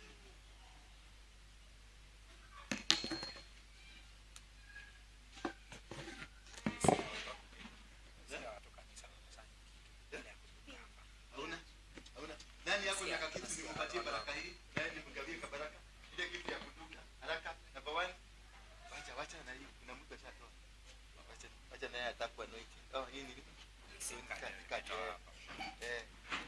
Sasa na wewe chukua duka. Wewe chukua duka. Sasa unaona vile Jonathan anakufa? Jonathan ameweza kufanya nini? Kufa. Amekufa. Sasa niko na simu ngapi? 2 kama tajiri. Ukinikosa na hiyo na nitafuta na hii. Na msiseme nimeanza kulika. Simuona nikuletewa nimeletewa. Sikuenda kununua. Sasa kusema tiana yake akaona adhimu adoke menya nile kwa raho there. Hata yeye ndio nunue yako utumie. Hii ndio baraka. Kuna mama mwingine yako US aniletea title deed hapa. Ameenda US, pesa yake ilikuwa imekwama miaka 8. Yote iliwekwa pamoja. Amenunua shamba ya eka 20 na alinipatia kaproti. Endelea kupiga tu makofi ukipigia za wenyewe. Jitayarisha hata wewe, sema next time ni mimi napigiwa makofi. Nikurudishie, shika. Nikurudishie. Chukua.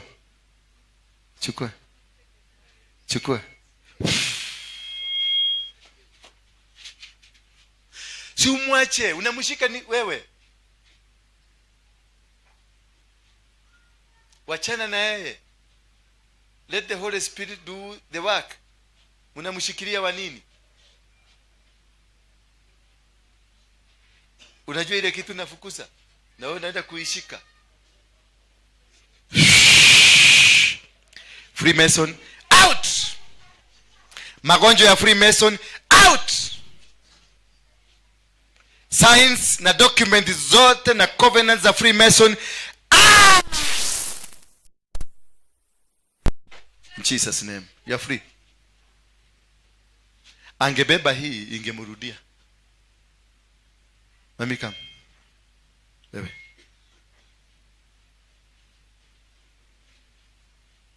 What's your name? Esther Modani. Umeteko? Bere. Kule magaruraga mundu agatwika ng'ombe makamukama magacoka agatwika mundu. Ukenda bere huko. Mgeni sasa wewe ugie saa hii na hakuna maziwa, ng'ombe zimienda. Wanageuza huyu anakuwa ng'ombe anakamuliwa. Tena na huko si huko mtu akikula kitu ya shamba ya mtu. Si unaenda kuvuja miwa inakuuliza wewe. Sikia.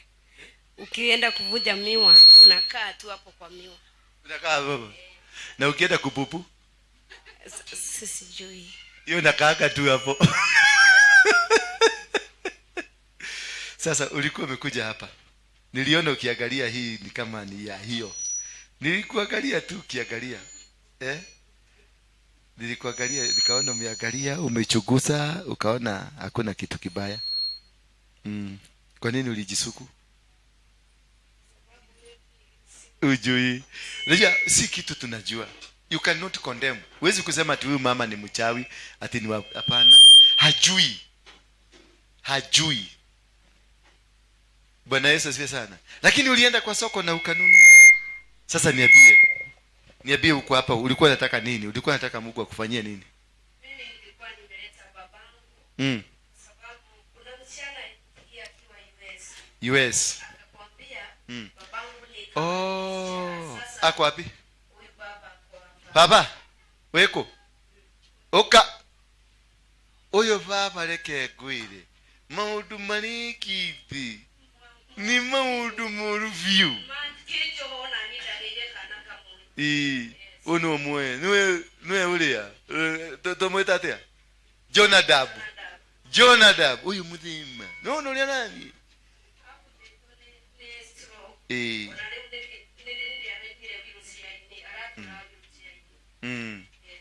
Gero eria gerete adu. Uyu ahinyi tekahinyi.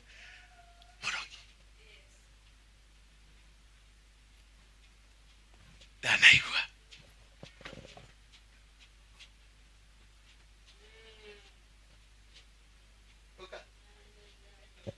Neni tira gwita muthe. Eka. Aniguo ari mitoke tene. Aniguo ari na mitoke tene. Yes. Oya tothie na hinya riu, ongerera hinya riu. Guku e power ile, power. Panda kabisa. Muthe. Tamurehere giti haha ikarire the atuhe ohoro. Ohore ciana ciake umuthi. Weka mpaka pini kila kitu na configuration zote. Nego shoka. Memory gani? Yate ile ni magero iria gerete. Na kirete muvuto hiena wakwa.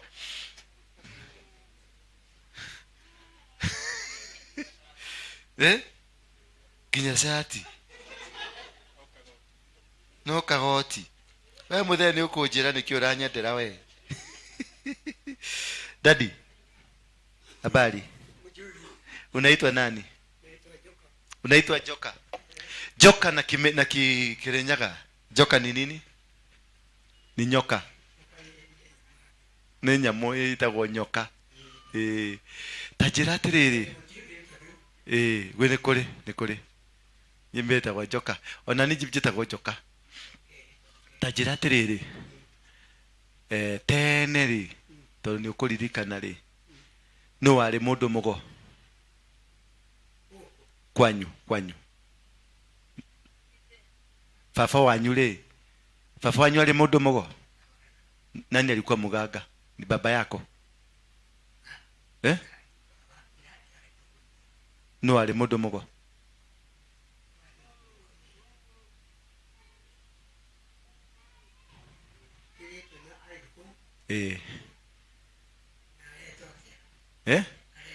Ali fafa wanyu.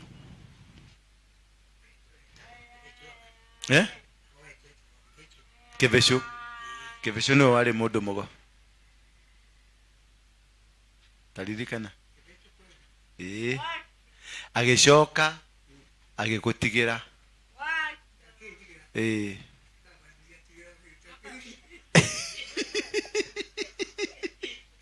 No taririkana leo. Mungu naitisha memory ya huu msee irudi katika jina la Yesu Kristo. Ali mundu mugo.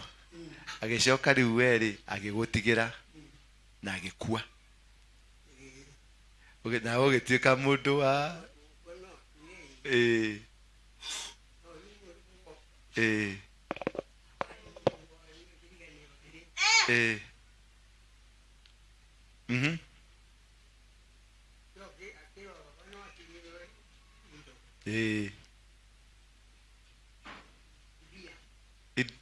miano.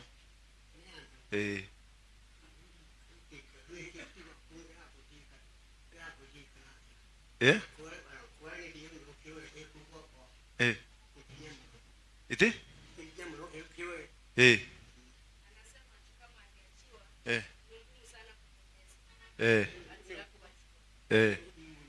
No atigeirwo. No ngi wari mundu mugo kwanyu. Nari murogi. No mundu ngi uriku wari mundu mugo kwanyu.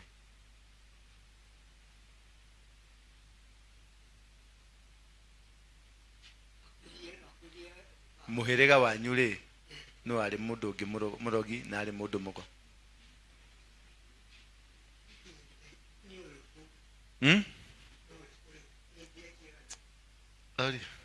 memory ne bia cigana eh eh eh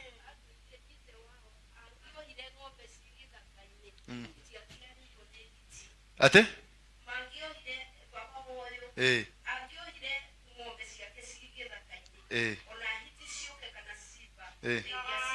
utikimuhutia yes alia oru anakubadilisha unakuwa ng'ombe na unakamuliwa masiwa anakurudisha mtu kwao kwenda ati masiwa hakuna kwa duka aje sasa aje. Hiyo ilikuwa ya zamani, ni ile ya wazee wa zamani walikuwa dangerous sana.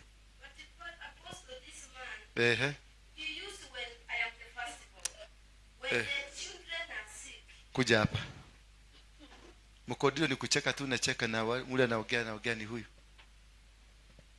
I've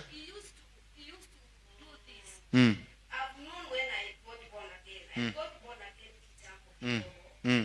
But this man, when the children are sick because I'm the firstborn, he used to ask Mom, can you bring some unchi? Then outside the house, he was talking things I could not understand. So this man was worshiping them himself, because even he used to call men some wasesi huko wanakaa huko nje wakifanya kitu. Then there is a girl here, my sister came with her. That girl, she was tied up with the cows, with the cattle. Eko Joki, si niwe nilikuwa nazungumzia pale. Yes. So that the one is terrible. It's terrible. Kuja nilikwambiaje tukiwa pale? Joki ni goshokio. Joki alirudishwa. Joki nilikwambiaje tukiwa pale?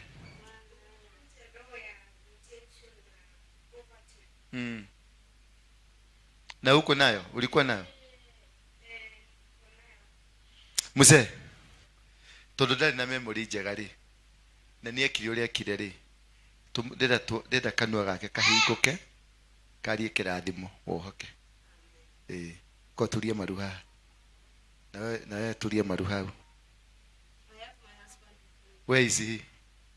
But tulisikia hata mabibi zenu wasifanya nini? My husband wa husband hapa alitoroka. Turia maruha momorore muthe ndenda ugiatiriri wirio ni ndakuohora uguo mwire ni ndakuohora mwire ni ndakuohora we uge mwire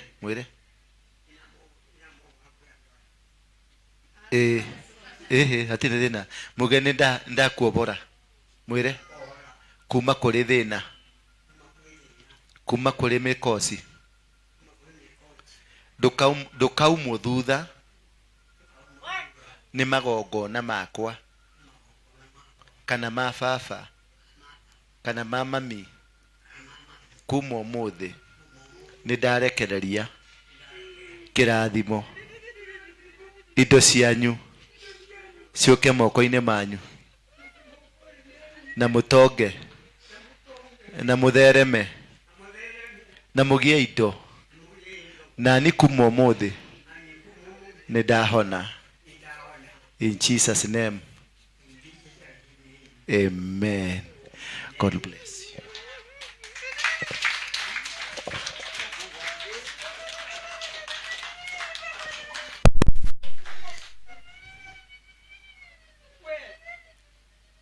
Dehaha yake Baba thĩinĩ wa rĩĩtwa rĩa Jesu Kristo nĩ ndakũmithia roho o wothe wa Jonadab, nĩ ndakũmithia roho o wothe wathanaga thĩinĩ wa mũciĩ ũyũ, roho wa ogo, roho wa rogi wa gũtigania manyoka maya matũraga marĩaga ciana ici. Kuma mũthĩ ũyũ nidamoraga thĩinĩ wa rĩtwa rĩa Jesu Kristo. I destroy every covenant and every agreement. Ciana ici kuma mũthenya nginya iria ciĩ Rũraya nĩndaciohorithia thĩinĩ wa rĩtwa rĩa Jesu Kristo. Amen. Ugaterere oya guoko ũguo. Uga inyue mwĩ Rũraya nĩndamuohora thĩinĩ wa rĩtwa rĩa Jesu Kristo. Amen. Amen. Amefunguliwa. It was simple as that. No complication.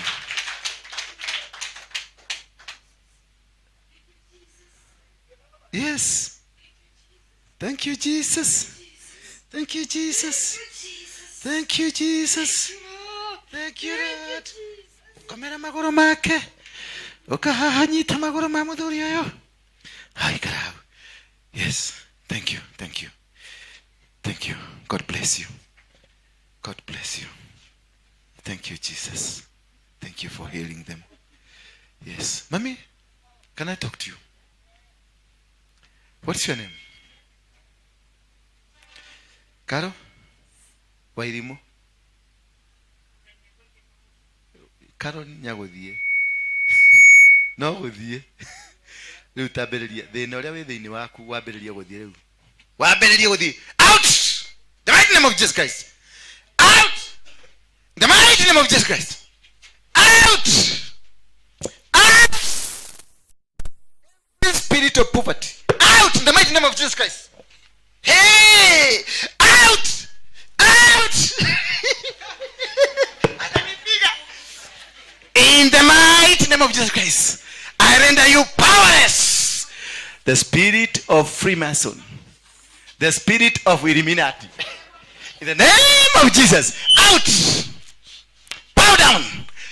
I command you in the mighty name of Jesus. Bow down! You are powerless. Inyosheni mikono yenu hapa. Nikisema one, damu ya Yesu Kristo. Moja, mbili, tatu, nne, tano, sita, saba. You are done. In Jesus' name.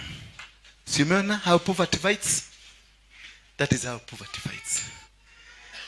Ni baya. Umeona hapa imefunguliwa, pale imefunguliwa. That is how dangerous it can be. Nikiwe nakyo. Tadiore hegoni. We, enda ulete ile kitu uko nayo. Kipia. Kipia. Come back. Sema Bwana Yesu, kutoka leo nitakutumikia. Nimehama kwa shetani, nitatumikia Yesu. Sema amen. Baba, katika jina la Yesu Kristo, ninatenganisha mtoto huyu na maroho yote ya giza. Ene connection ya waganga na Illuminati ambayo imefunga kazi yake ambayo umempatia, ambayo imefunga kipawa ulichompatia. From today, it is over. It is over. Ninaachilia roho ya Mungu juu yako, itawale katika maisha yako. Ulimfuga aje?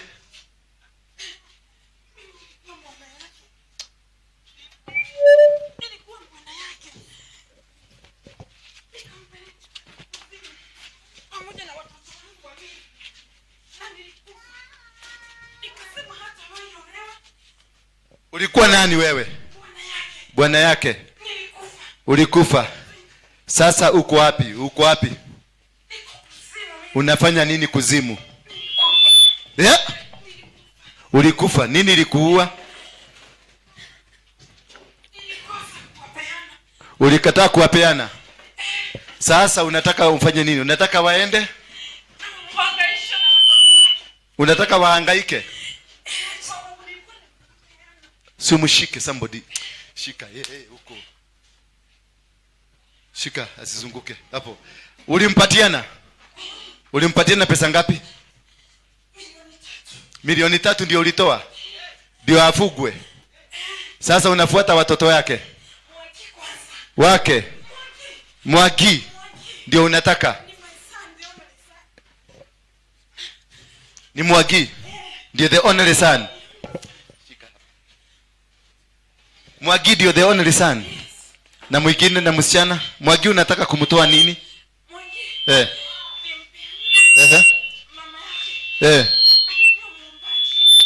Mwagi nani alikuwa mwombaji? Ni mama yake. Ni mwombaji. Alikuwa mtumishi. Nikashindwa kumpeana. Nikapeana mtoto wangu. Akakataa. Nikapeana muda mdogo.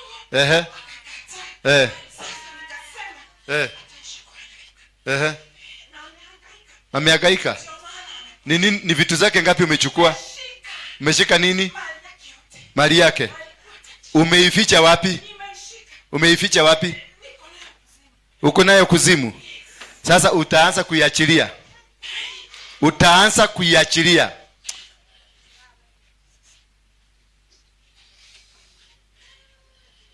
Utaanza kuiachilia katika jina la Yesu Kristo. Watoto ni wa nani? Wewe unaitwa nani? Wainaina nani? Mwagi nani? Mimi ni Wainaina. Ulikuwa unaenda kanisa? Uendage kanisa? Hizi nguvu ulitoa wapi? Niingizwa na rafiki yangu. Rafiki yako ni nani? Ni rafiki yako aliyekuingiza ni nani? Niingizwa na Minister. Ulikuwa bodyguard ya minister. Huyo minister alikuwa anaitwa nani? Waweru. Ndiye alikuigiza. Na alikuambia utakuwa ukifanya nini?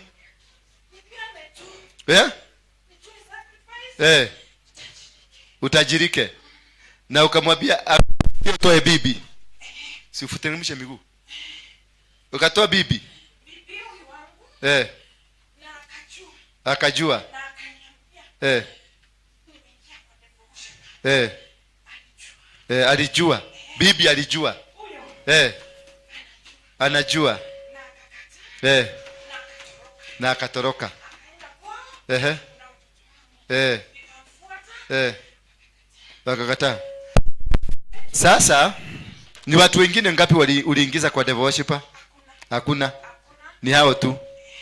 Sasa beba mizigo yako. Uende kuzimu kaburini. Beba mizigo uende kuzimu kaburini na usirudi tena. In Jesus name, you are free.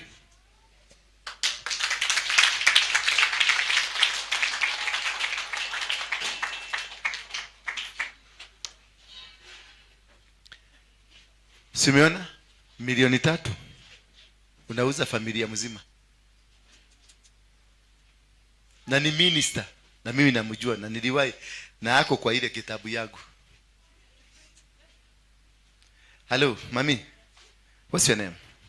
Wewe Betakwate. Karo. Karo nyago diwa mwagi. Oka. Umetako. Remuru. Muthuri waku ari bodyguard. Yao. Ya Waweru. Atoire kwa muthuri waku. Yakuire. Akuire ri. 2015. Oh. Thank you. In Jesus name.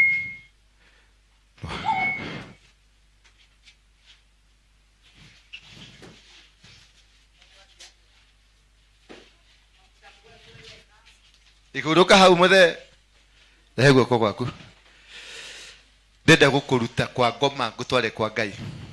Ndenda tukinyage makinya 7 maria watonyirio namo. Tuthie tugitaraga. Biria na kuguru guku. Tuthie 1 2 3 4 5 6 7.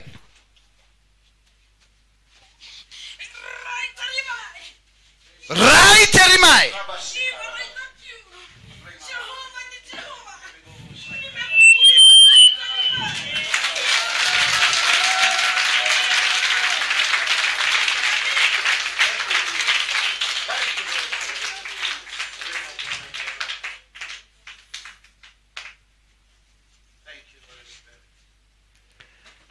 She's okay. Ako free. Hata umefunguliwa. Hamothe umaku tukirathimo. unaona kaihuga changa changi atiga kwa ukiri yo nyama gakora no mara mwathani akurathime le niki wina kio na wewe niki wina kio na pesa huko itukuja kujago Mungu alikupatia ulipatiwa na muhidi kama imekuja kujua mnaleteaga Mungu muhidi mwenyewe muhidi anaabudu shetani na kupatia not straight kwa Mungu nakuja umekuja hata uiangaliagi ukiagusha ni kama iko wewe niki wina kio leta ile ingine uko nayo kwa mfuko hata kama ni 50 babu toa kujeni doa huyu toka hapa kaa hapa tulia maruha mde tulia nawe tulia thogu onare murogi baba yako hata kama ni mshawi bado ni wanyitete kirathimo gya yako ona agikorwe ki ni umumenere ku piga hapa kuja hapa karibia hapa ukawe karibia hapa sogea huko karibia sasa niita kama uko makuo mzee nataka muweke deda mumurathime munegere mwire fafa nitwakunengera fafa nitwakunengera nidakunengera kirathimo giki undathime unjohore ndure ndina gikeno matuko maria ngutura thi ino moko makwa mathereme maisha makwa macenjie na ciana citu iria tuciaranirwo nacio cirathimike sugai amen muthe marathime uga ni wamukira kirathimo giki mungirora thimo muthereme mutonge mugie indo kuria mukwethe mugathie mugetikirika nani kuma umuthi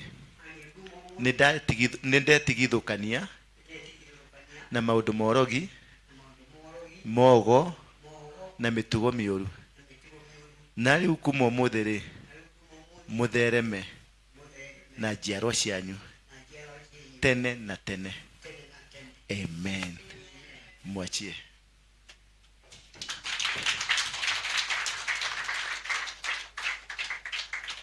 dimo ikarethi rĩu nĩ we rĩu rĩ ici rĩ ĩthiĩ ũkanyue kamũratina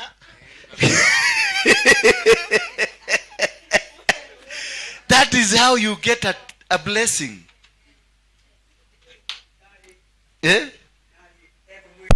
wĩrĩ tutigana nake rĩu ũkĩra nĩniti ũkĩra rĩu wanjie kũhona ũkĩra wanjie kũhona wewe ni nani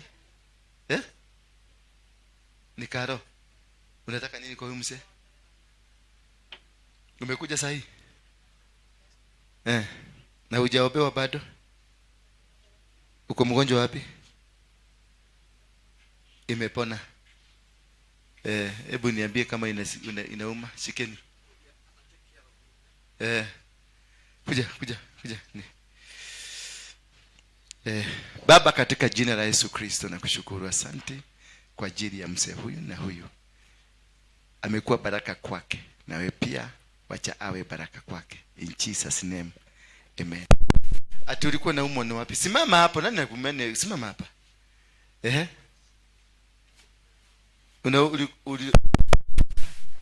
Unaumwa na kifua na mgogo. Sahi inauma. Sema nikisema breathe in vurute. Breathe in out. Breathe in out. Breathe in out. Breathe in out.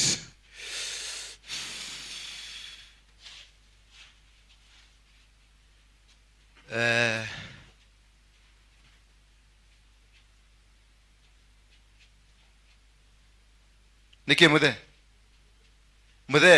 niki ndukihere hau ukuringo tukiri tu operation ine Yes. Mko sawa sasa? Kama uko sawa, inua mkono wako juu. Passport yako shika, mami. Ulikuwa unataka kwenda nchi gani? Yeah? Yeah? USA. Mama yako kwa nani wenu wako USA? Your grandmother and your auntie. Waambie wanipigie. Waambie wanipigie. Exam. Ulipita? Thank you. God bless you. Na ukienda huko, Mungu akulinde. Ninakuzingira kwa damu ya Yesu Kristo. Usiende kumeswa na Amerika. Wewe umeze Amerika. In Jesus name. We. Kuliendaje? Si wifi ugeka. Weka. That's what. Itaitisha. Ndu Waruinge. Nataka kila kitu ufanye wewe. No, ndu Waruinge. Ati Gmail. Ati gmail.com. Yes. Najua ninakuconnect na baraka zako. Continue. Security verification. Sasa hiyo security usiweke yako, uweke yangu.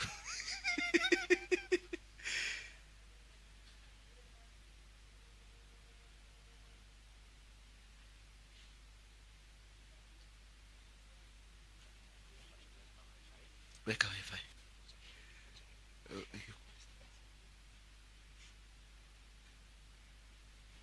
Nitakuja Crusaders, alafu hiyo ingine nimekuambia. Yes mami. Kuja party. Move. Ama unatumia hii? Si unakuwa na mtu wa kumshikia waya. Yes? Kifua kimefukana. Hebu fungua mdomo yako.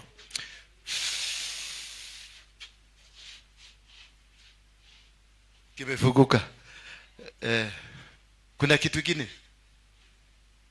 Na weneke. Ate?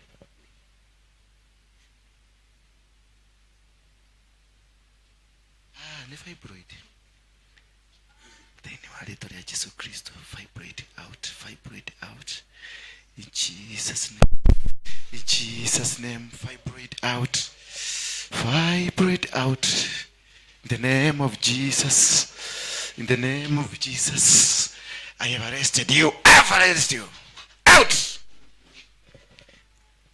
Out. Iliwekwa na watu ndio zifanye kazi ya Mungu. Fibroid. Out.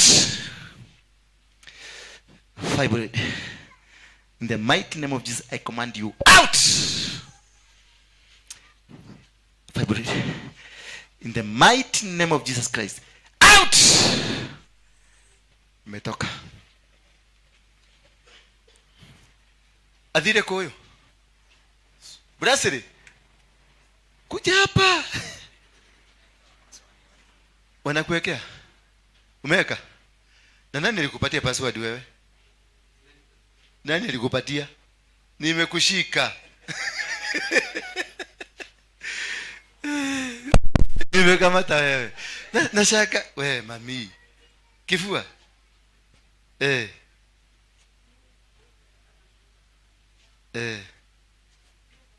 Inaduka paka huko. Si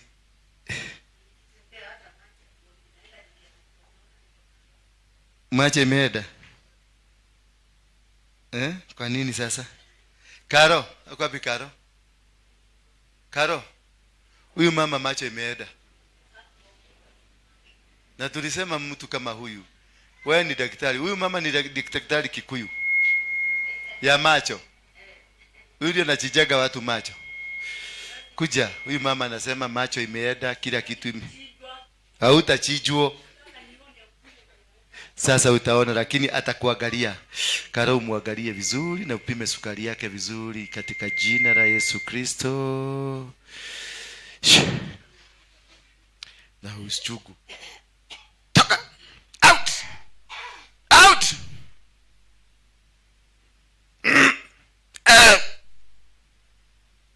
Enda mkae na Karo pale.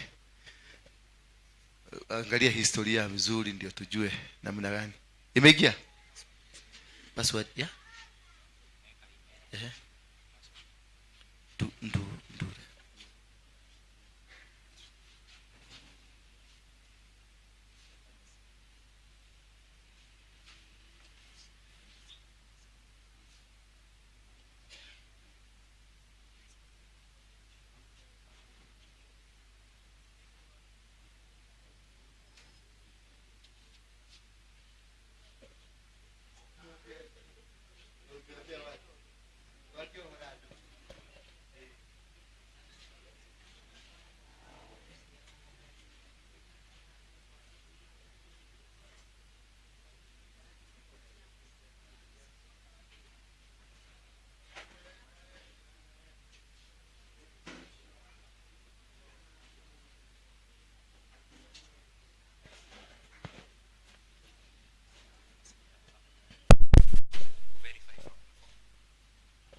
thimu yako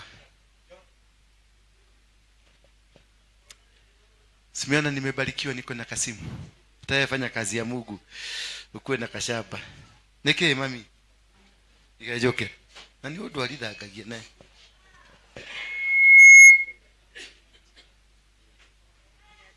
ndenda gukuhoera riu wi haha ndungihota na ni ungikinyagirwo kana ukwenda gukinyagwo ndio honire ni riu ungikinyagirwo riu ukiugire nikio reka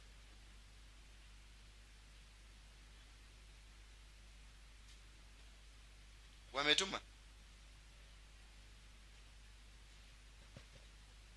angalia tu katika jina la Yesu Kristo ninakushukuru Baba. Thank you.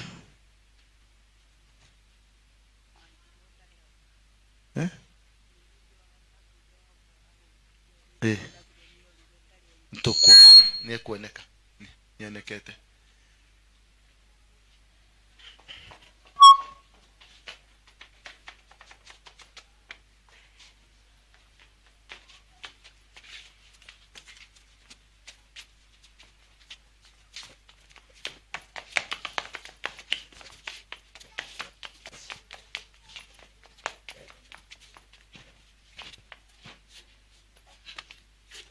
One, two, three.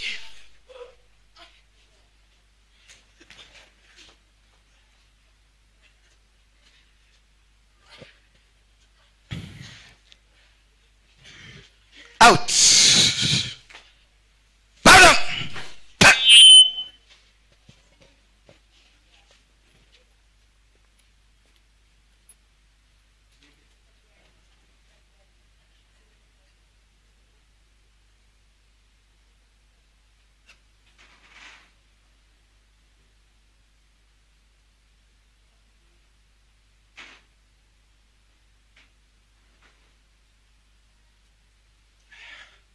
Do you know this man what he's doing? Anajiconnect na baraka zake. Every step anachukua ana connect na baraka zake. That is how you do. Hivyo tu ndivyo unafanya tu. You connect yourself. And you're a doctor. Are you a doctor? A clinic officer. Na wewe? Eh? Sasa mimi nafaa kukula nini? Hebu nipangie vile ninafaa kula Monday, ni venye nitakula Tuesday, venye nitakula Wednesday, hivyo vizuri. Chakula mzuri. Na alafu na hii kitu imekuwa kubwa sana. Kuna mama hapa ananipikiaga kuna mama nimeandika kazi kwangu ananipikia vitu za nauko. Watu wa nauko wanakupatia chakula asubuhi. Najua sisi hatujazoea.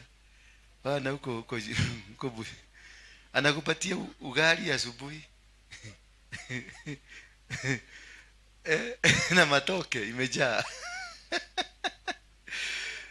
But she's very good. I love her.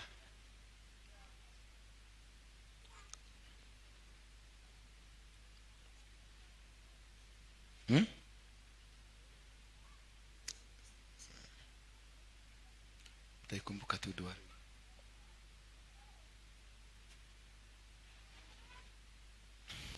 This is how to activate your blessings. whatever steps he's doing, this is very prophetic for the church, for you and for him. Ikikubali kila kitu, password tumepatiwa kila kitu. Jonadabu amekufa. Sumesema Jonadabu amekufa. Eko Karo. Huyo Karo mwingine, huyo Karo mpya. Adiko. Ule tumanake ha. Yes. How are you? We sawa. Uhujagi yako? No, ni ole na calling. Okay.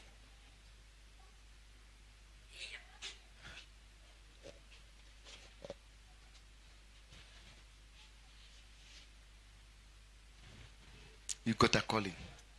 Okay, to hujagi. Negwa. Okay, to hujagi. Ugaye. Ugaye. Ugaye. Yes.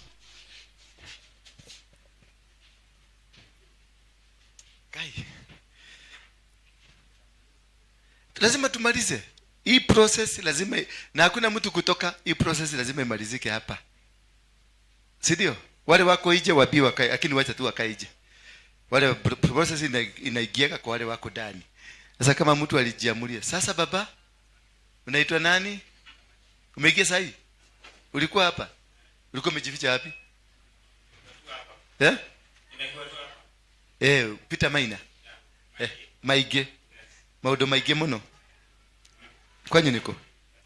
Katodo. Umetoka Katodo? Kwenda gate. No rako ikelile nywele ici. Sisi ekelete. Uiguteithagia nake tukiaria ma. Nĩ njega ndirauga nĩ njũru. Ukwenda atĩa mwana itu? Urendaga atĩa? Nĩkĩ tũraragĩrĩria? Uka haha. Ica igũrũ.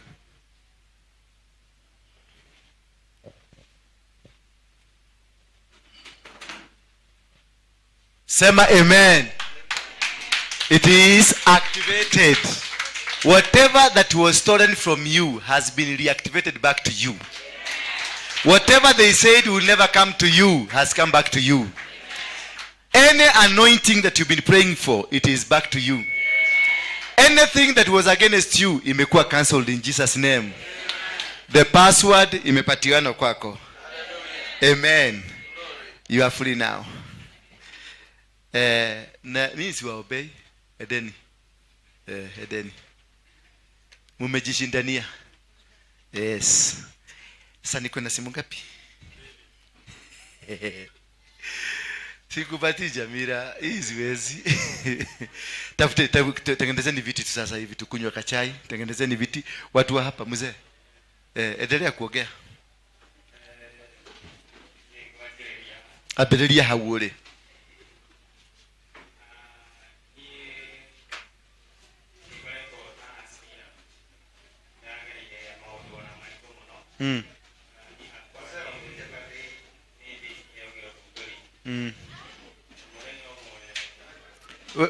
Ngoja kidogo.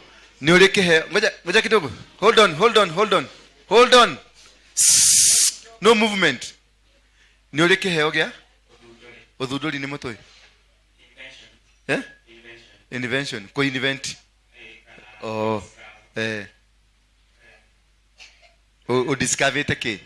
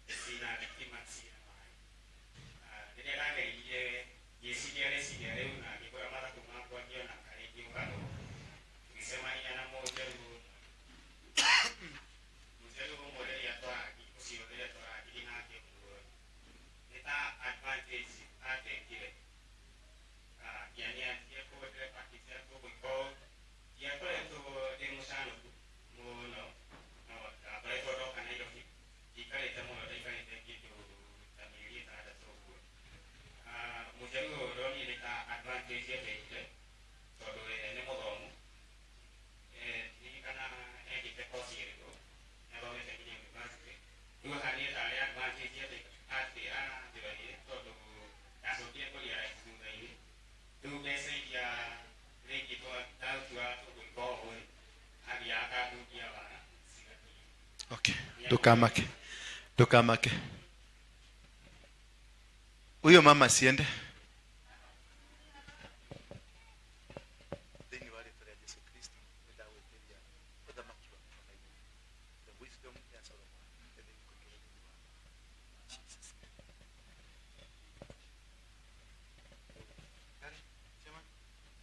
Mulete tuongee naye.